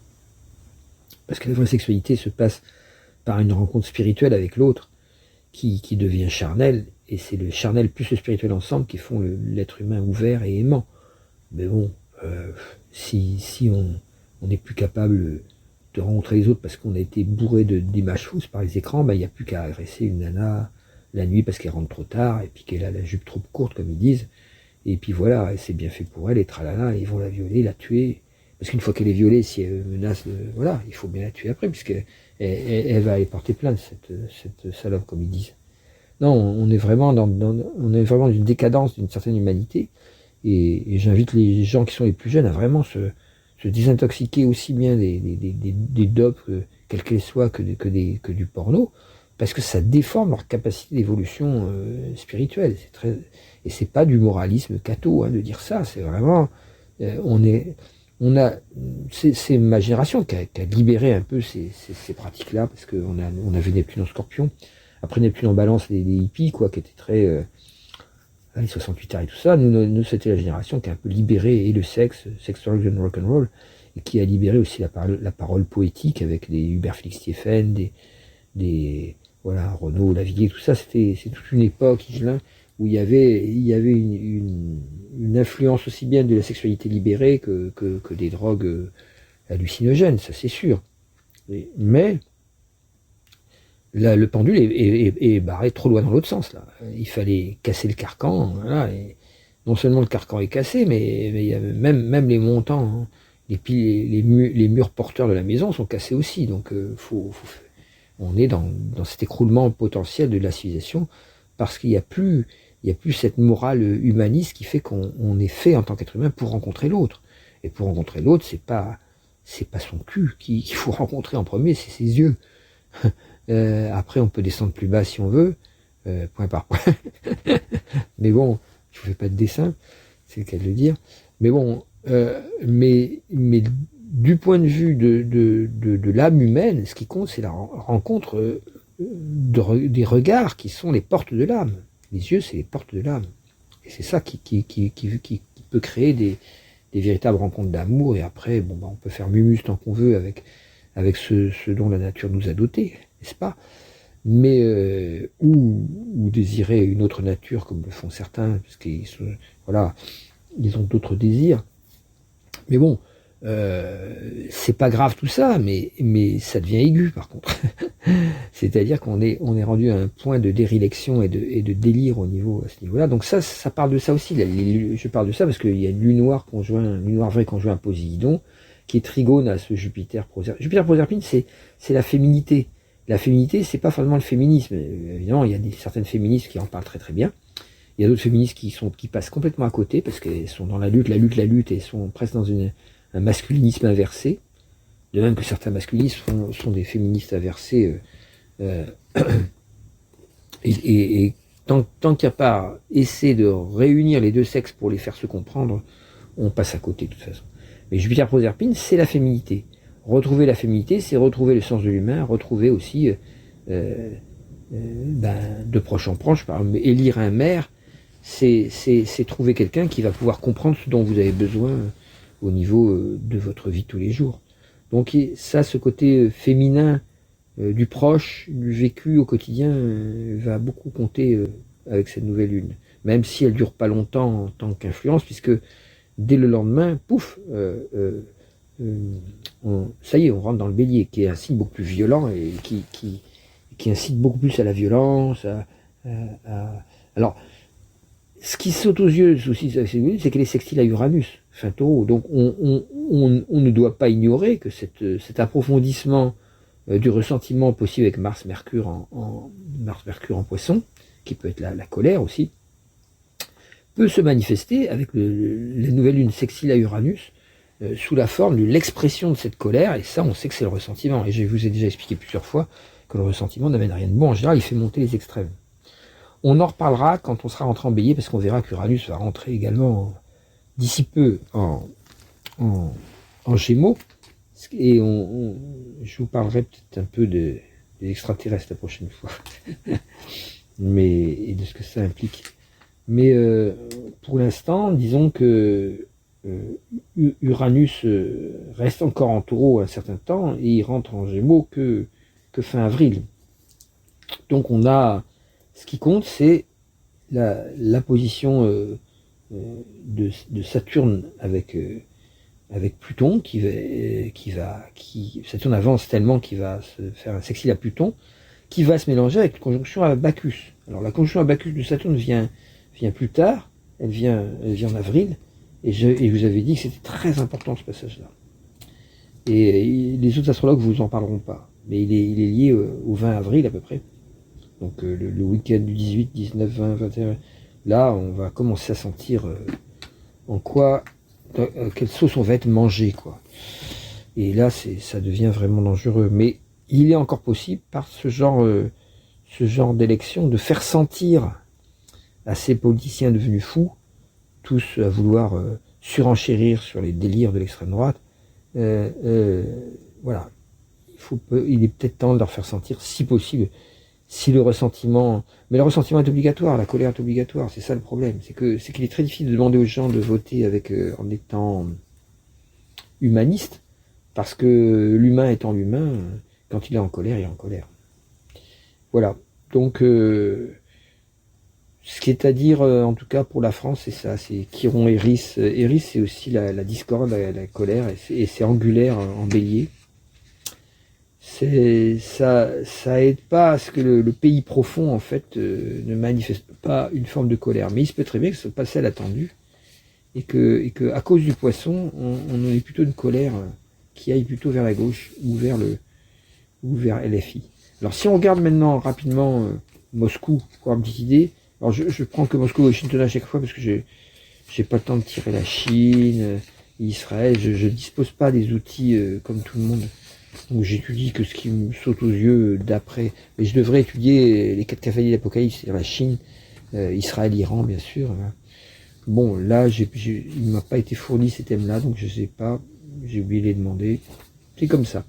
On va simplement regarder comme Moscou, puisque j'ai parlé de transformation. L'ascendant est Capricorne à Moscou. Donc c'est Saturne, le maître d'ascendant, Saturne Neptune en Bélier, donc qui contient ce renouveau complet de quelque chose qui va se passer sûrement au niveau économique. Alors on sait qu'au niveau économique, le fait que par sa connerie, Trump a fait péter toutes les ressources de pétrole, ce qui fait que ça réouvre le canal pétrolier vers Poutine. Donc c'est tout bénef pour lui, donc ce qui explique que Saturne conjoint Neptune en maison 2, pactole inespéré. Bon, déjà avant c'était pas mal, je rappelle que on achète tous les trucs, le retraitement d'uranium, tout ça à la Russie, donc le nucléaire c'est pas du tout une solution d'indépendance, c'est une solution, on est pieds et poings liés avec la Russie, qui s'est dépêché d'aller convertir à son délire dictatorial pas mal de pays d'Afrique pour récupérer l'uranium. Un petit chiffre, si je trouvais ça en Greenpeace, je vous lis ça comme c'est intéressant, 12,75 milliards d'euros de gaz liquéfié ont été importés de Russie par la France entre 2022 et 2025. Bon, ça fait voilà, presque 13 milliards. Pendant ce temps, la France a versé 7,56 milliards, donc à peu près 8 milliards d'euros d'aide à l'Ukraine. Donc comptez 13 milliards, 8 milliards. On a beaucoup plus financé, malgré le blocus, la Russie, que l'Ukraine. Alors là, c'est que avec le gaz liquéfié. Je ne vous parle pas du nucléaire, où en fait on envoie nos déchets à Poutine et en échange d'uranium qui vient de chez lui. Et on va évidemment, comme on est en train de se brancher complètement de plonger la tête la première en nucléaire, qui est la solution géniale qu'a trouvé la France pour être indépendante. Heureusement, on nous chante à longueur d'antenne, heureusement qu'on a le nucléaire, tralala, on va danser. On va se payer un Fukushima sur la gueule en France, parce que ça fait tellement longtemps que les antinucléaires préviennent et qu'on ne se rend pas compte à quel point, avec le changement climatique, le nucléaire est une solution dangereuse. Si vous n'avez pas d'eau qui circule au pied de la centrale, l'emballement du réacteur est presque inévitable. Et faire tomber des barres à sec, ça sert à rien. Il faut qu'il y ait de l'eau pour refroidir toutes ces chaleurs énormes qui sont produites pour rien si on est en train de produire du solaire parce qu'on est en plein été. Bon, je souhaite pas ce genre d'accident, mais déjà les déchets sont un problème totalement insoluble. La toute première centrale nucléaire française qui était à Brénilis, qui a été construite à la fin des années 50, début des années 60, plutôt au tout début des années 60, a toujours pas été démantelée. Pourquoi? Parce que c'est impossible à démanteler une centrale. Alors, je vous dis pas dans quoi on s'embarque. C'est pour ça que les slogans antinucléaires, ça disait société nucléaire, société policière. Les gens ont rien compris parce qu'ils pensaient que c'était parce qu'on envoyait des CRS sur les manifs d'écolos. Oui, bien sûr, mais c'est pas ça. C'est une société forcément policière, donc une société dictatoriale. Pourquoi? Parce que vous ne pouvez pas informer les gens sur le nucléaire. Si vous les informez, ils finissent par comprendre que c'est une véritable catastrophe. C'est comme les EHS. Les EHS sont un bon exemple. On ne peut pas informer les gens sur cette maladie qu'est l'électro-hypersensibilité. Sinon, les gens se rendraient compte que ce qu'ils ont dans les mains avec lesquels ils font mumuse, c'est un truc qui va leur enlever 10 ans de vie. S'ils le savaient, ils réfléchiraient à 2 fois. Ils diraient, bon, je vais m'en servir quand c'est absolument nécessaire, mais je vais éviter. Mais ils ne le savent pas, donc ils s'en servent tous les jours. Et pour les plus jeunes, actuellement, ça leur enlève environ 20 ans de vie. C'est garanti, c'est des calculs qui ont eu lieu par des vraies études scientifiques, mais elles sont censurées. C'est pareil, le nucléaire, on va vous censurer tout le taux de cancer énorme qu'il y avait chez les travailleurs intérimaires qui bossaient pour réparer simplement des tuyauteries sur la Hague et tout ça. Tout ça est étouffé dans l'œuf. Il faut lire Réseau sortir nucléaire, qui est fait par des travailleurs du nucléaire, qui dénoncent de l'intérieur ce qui se passe, sous forme de pseudo et tout ça, mais qui savent très bien ce qu'ils font. Moi-même j'ai été formé pour être ingénieur en nucléaire, et je sais de quoi je parle. Donc on a vraiment, d'ailleurs si on parle, on en parlera la prochaine fois des messages des extraterrestres, ils ont tous en commun, dans n'importe quel endroit du globe, de dire attention au nucléaire, c'est bizarre. Il faut sauver la planète, mais le nucléaire n'est absolument pas la solution. Alors c'est bizarre que notre président, qui est divinement inspiré, qui lui voit que c'est la seule solution possible, avec les pesticides évidemment, pour sauver l'agrochimie française. Bref, voilà. Bon, voilà donc pour Moscou, peut-être un gars inattendu, et puis avec l'ascendant Capricorne, encore une dureté. Contre quoi? Contre son propre peuple, contre les peuples autour. Jupiter Proserpine, Soleil noir en conjonction en Cancer au descendant, indique une confrontation avec ses ennemis, qui sont avec Jupiter Proserpine, qui se ramollissent, quoi. Alors que lui, il peut se durcir avec Pholus Capricorne. Il va pouvoir jouer les fiers à bras en disant j'ai raison. Alors que bon, c'est un pays atomique, hein, donc il peut faire peur évidemment quand les gens en face ont d'autres chats à fouetter. Trump va sûrement renoncer totalement à faire la paix en Ukraine. Donc Zelensky est assez habile, malin même. Il flatte Trump en allant aider à résister contre les drones iraniens, puisque c'est les mêmes que les drones russes. Donc il sait comment les descendre, donc il espère, en donnant un coup de main à Trump, obtenir un bon point pour qu'on l'aide par l'OTAN à arrêter Poutine. Mais bon, comme on le voit dans les thèmes, le désir d'arrêter Poutine avec ce Jupiter Proserpine est un peu mou. Par contre, Uranus en Taureau en maison 4, ça commence à gronder de colère aussi à l'intérieur. Il y a un besoin de renouveau à l'intérieur même de la Russie qui est fort. Hein. Même si c'est un peuple qui est très très soumis à la dictature, il y a des conflits énormes dans les familles russes entre les fils et les pères. C'est l'horreur parce que les pères sont encore la mémoire de Staline et tout ça. Ils disent oui, Poutine c'est notre nouveau Staline. Ils sont tout contents de ça. Alors que les fils savent que en fait c'est un régime nazi qui essaie de recréer un empire qui est terminé, quoi. C'est réactionnaire là à nouveau. Et donc cet espace vital qu'il faut recréer, ça ressemble étonnamment à Hitler, le grand roi des frayeurs, c'est-à-dire l'ancien chef du KGB tout simplement. Le KGB n'étant pas un endroit où on a appris des techniques de torture physique, mais des techniques de torture psychologique, on peut effacer l'âme de quelqu'un. C'est donc clairement sataniste. Et c'est l'école qui a forgé le caractère de notre bon Poutine. Washington maintenant, l'ascendant est en balance, c'est plus tranquille. La dominante est plutôt en Verseau, lui aussi il a des inquiétudes à se faire sur ce qui se passe dans son propre pays. Alors, on peut voir l'intelligence artificielle qui se développe beaucoup à cet endroit-là, dans le pays lui-même. Si tous les gens se mettent à utiliser ChatGPT, on va péter la planète, c'est ce que j'ai dit souvent. Chat va tout péter. Mais en même temps, l'ascendant c'est Vénus, qui est en Bélier.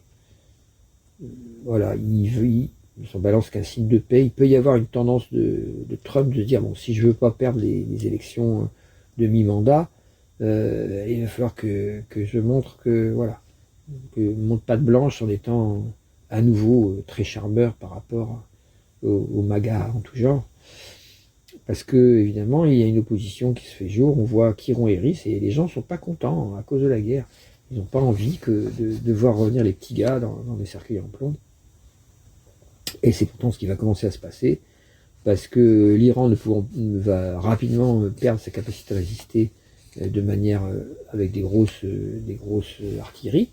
Donc ils vont faire comme on fait l'Irak avant, la Syrie avant. Ils vont se retirer dans des guérillas sans fin. Donc il va falloir que le mec il envoie des GI à terre. Et ça, les Américains ne le veulent pas. Le Congrès va bloquer ça. Donc il va se retrouver gros gens comme devant, être obligé d'arrêter sa guerre et laisser Netanyahou se démerder avec le bordel qu'il aura mis. Ça peut être positif du point de vue de la paix, ça peut être positif tout ça, mais c'est plus par faiblesse ou par oh merde, j'ai raté mon coup, par déception de son espoir n'a pas été rempli de succès que ça va avoir lieu. C'est pas parce que on a une décision qu'on doit sauver la planète parce que la guerre c'est pas bien, quoi. Et faut-il le rappeler? Apparemment oui, puisqu'il y a des gens qui sont tout contents d'y aller. De toute façon, il y a toute une génération de gens qui ont été élevés dans des Game Boy à faire, puis après dans des jeux de guerre là, je sais plus comment ça s'appelle, des jeux vidéo, et qui sont, pas ceux qui sont intelligents, qui ont joué à ça en ayant une distance intellectuelle suffisante, mais il y en a beaucoup qui n'ont pas cette distance intellectuelle et qui sont persuadés qu'on peut faire pareil avec des drones et avec des gens réels. Ça s'est vu avec quand il y a eu les Wikileaks autrefois, quand ils avaient réussi à filmer l'enregistrement de l'intérieur d'un hélicoptère américain, où tu avais 2 jeunes gosses qui avaient 18 ans avec le casque sur la tête, et qui jouaient à dégommer des civils du haut de l'hélicoptère en riant aux éclats et en se passant un bon rock. C'est ce qui se passe aussi avec les soldats russes. Il se passe des bons rocs extrêmement entraînants, puis hop, ils vont taper à coups de mitrailleuse, de drone et tout ça, tout content, quoi. Jusqu'à ce qu'ils crèvent tués par une balle ennemie. C'est vraiment... c'est lourd, quoi. C'est vraiment très lourd. Plus qu'ils enrôlent, ils vont dire à les Africains, venez, on a besoin on va vous payer bien. Venez en Russie, on a besoin de... Alors les jeunes Africains qui n'ont pas de boulot, ils vont là-bas. Arrivés là-bas, on leur dit, ah ouais, mais le boulot qu'on vous a promis, il a été pris. Bah, en attendant, on va vous mettre dans l'armée. Ah bon, d'accord. Vous aurez votre diplôme d'ingénieur va nous servir. Bon, alors, le mec il va à l'armée, puis une fois à l'armée, ah non, il n'y a pas de rôle d'ingénieur, ici tu vas sur le front, mon pote. Et après, il se retrouve sur le front, et il dit, mais j'ai jamais appris. Alors, 15 jours d'entraînement, allez hop, alors maintenant tu passes, et voilà, vas-y, mais vous y allez pas, non, toi tu passes devant.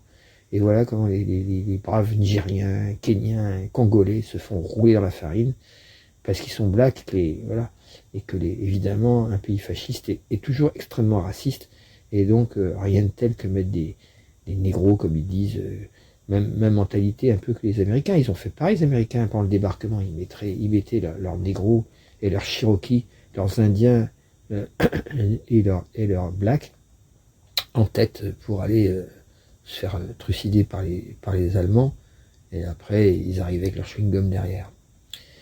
Bah les Russes font pareil, quoi. C'est un peu lamentable ce racisme qui existait aussi du côté français avec les tirailleurs sénégalais, la guerre 14-18, hein, mais bon, voilà.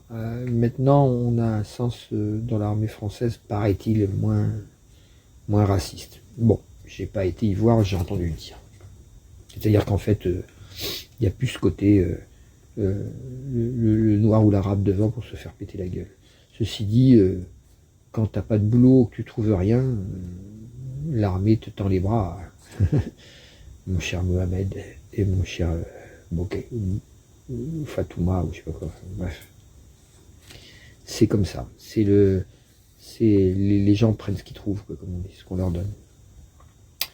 Donc voilà pour le thème de Nouvelle Lune de Washington. Il est en maison 5, il y a une expression de colère du peuple, je pense, qui fait que bon bah il va être dans ses petits souliers et ça peut l'amener un petit peu à faire un semblant de paix, qui sera une fausse paix évidemment, comme toujours avec Trump.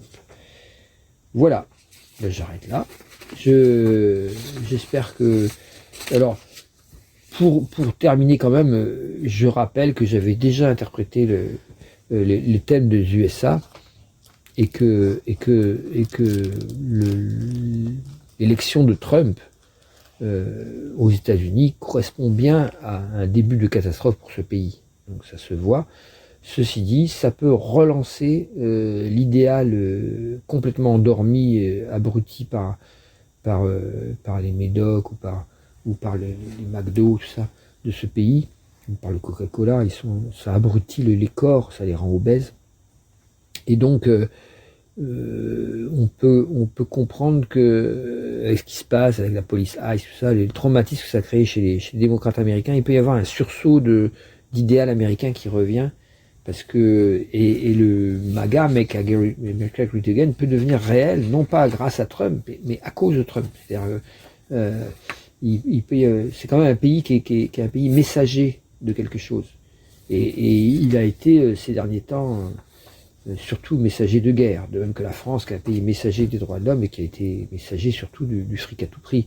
Donc on a actuellement une espèce de décadence de ces deux pays, qui sont les pays des droits de l'homme, qui ont inventé les droits de l'homme de manière différente, quoi, surtout la France d'ailleurs, mais l'ONU, tout ça, tous ces trucs-là ont été mis au point par les Américains aussi, et là tout ça est en train c'est un gâteau qui s'écroule, une pièce montée qui s'écroule, mais curieusement, c'est grâce à cet écroulement, cette inversion des valeurs, puisque quand je vous ai parlé que c'est au nom du Christ qu'on va taper, ou au nom de Moïse qu'on va taper sur les autres, c'est vraiment tellement absurde. Et bien cette inversion des valeurs, en elle-même, c'est une clé apocalyptique. C'est-à-dire, ça peut permettre en fait que les vraies valeurs reviennent, parce que justement on aura poussé le bouchon trop loin, on aura été tellement loin dans la décadence, dans le négatif, dans la violence, dans la négation de l'autre, dans le racisme, le fascisme, tout ça, et que hop, le balancier peut pas aller plus loin, il va revenir en arrière. C'est ce qui s'est passé en 1945 quand les crimes nazis ont été révélés au public, y compris aux Allemands eux-mêmes qui n'arrivaient pas à y croire. Il y a encore des cinglés comme Faurisson qui même 30 ans après n'y croyaient toujours pas. Enfin bref, ça a été tellement choquant que ça a déclenché une vague de désirs, d'idéal de paix extrêmement puissant. Le Conseil national de résistance qui a déclenché les lois françaises les plus bénéfiques qui soient pour le peuple français, dont on profite encore, mais qui sont détruites petit à petit par Macron. Il y a la Déclaration universelle des droits de l'homme qui a été faite en 48, qui est un résultat de ce besoin des peuples d'arrêter les guerres. L'Europe a été conçue, portée sur les fonds baptismaux, on pourrait dire, par ce besoin que les peuples européens ne puissent plus faire la guerre, et en créant une communauté du charbon et de l'acier, qui était le début de l'illusion capitaliste que si on faisait du commerce, ça amenait forcément la démocratie et l'arrêt de la guerre. On a eu la preuve depuis avec les Chinois que t'as beau faire du commerce, c'est pas ça qui fait tomber la dictature. Donc on est à la fin de cette idéologie mortifère du capitalisme qui doit se libérer du véritable mot libertaire ou liberté, à ne pas confondre avec libertarien qui est une autre conjugaison du mot fasciste. Voilà, j'espère que je vous aurai convaincu avec tout ça. En tout cas, je vous donne rendez-vous toujours pour la prochaine pleine lune qui aura lieu cette fois dans ce fameux signe du Bélier, et où Bacchus est la planète la plus lente et non pas Neptune. Et donc le renouveau tant attendu de l'ère du Verseau, il va encore attendre un tout petit peu que Saturne et Bacchus se rencontrent. Donc il y a encore du pire à venir avant qu'il y ait ce grand renouveau de la civilisation. Je suis désolé, mais bon, moi je suis lucide. Je rappelle que je suis pas du tout un oiseau de malheur, puisque quand tout le monde annonçait en 2011 la fin du monde pour le 21 décembre 2012, je me suis bataillé avec plein de conférences pour dire non, tout cela est faux. Déjà, la fin du calendrier Maya, c'est Coleman qui le disait, il a eu lieu fin 2011 et non pas fin 2012, et que c'était une gigantesque fabrication par les faux ésotéristes américains, Melchizedek et tout ça, enfin des tas de gens qui se gonflaient avec des pseudos complètement ésotérico, chamanico, magico, etc., druidiques.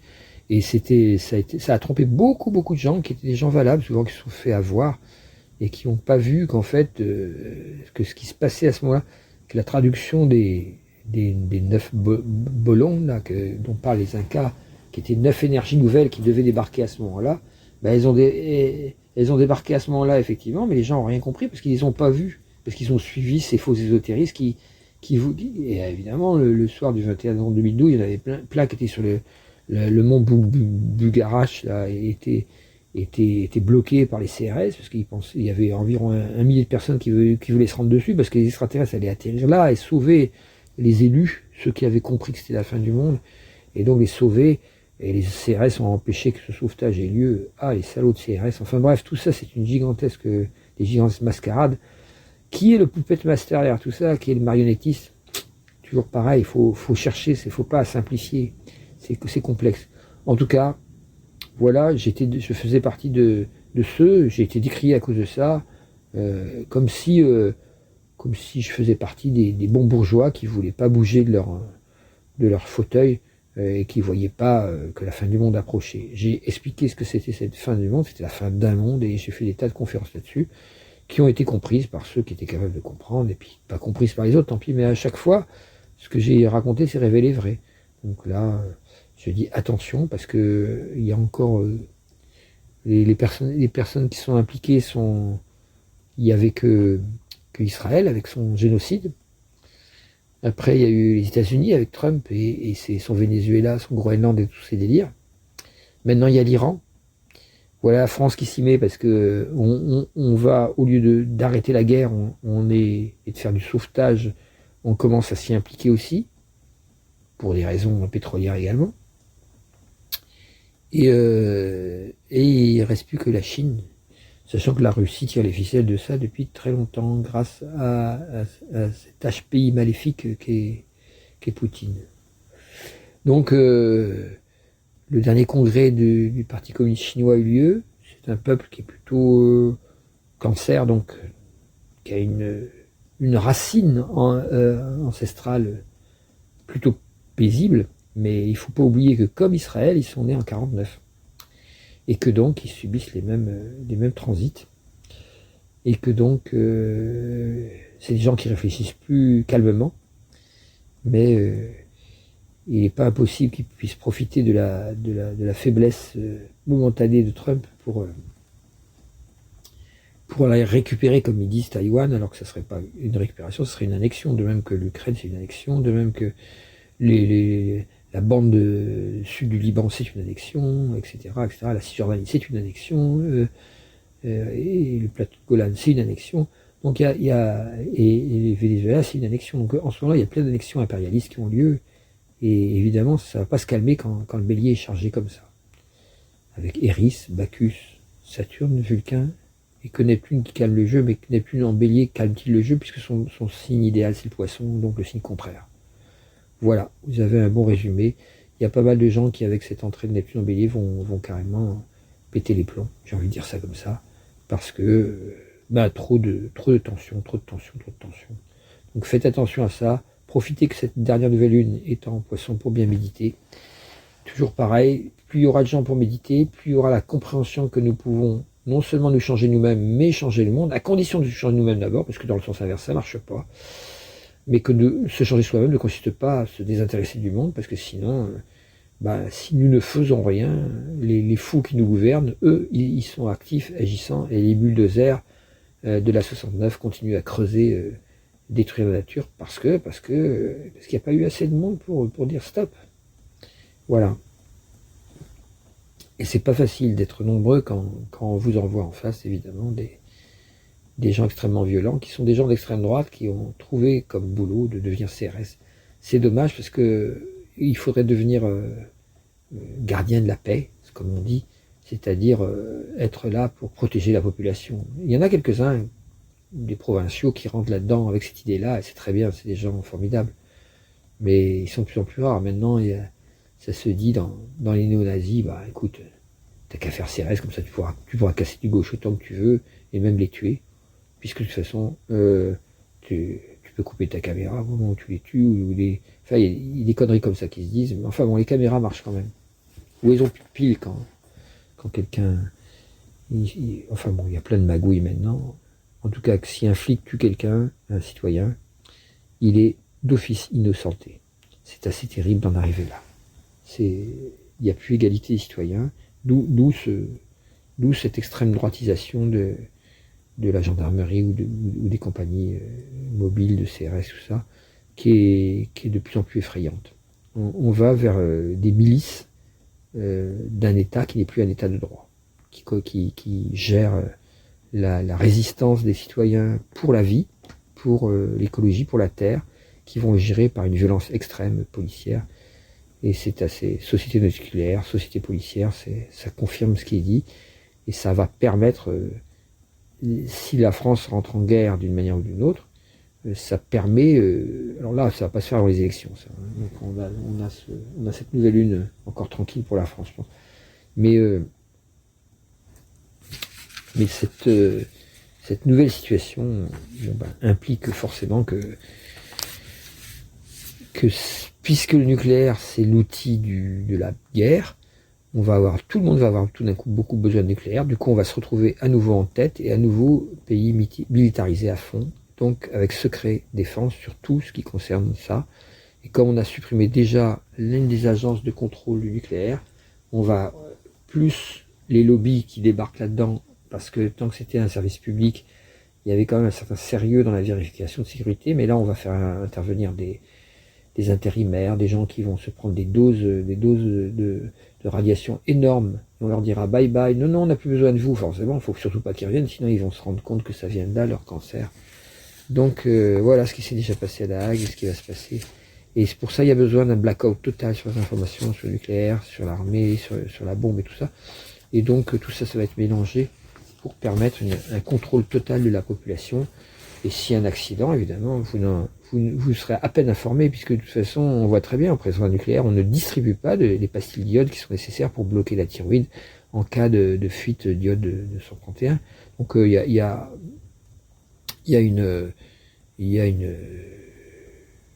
un non-respect total de la sécurité des citoyens. Alors, et il nous parle sécurité, c'est-à-dire flic.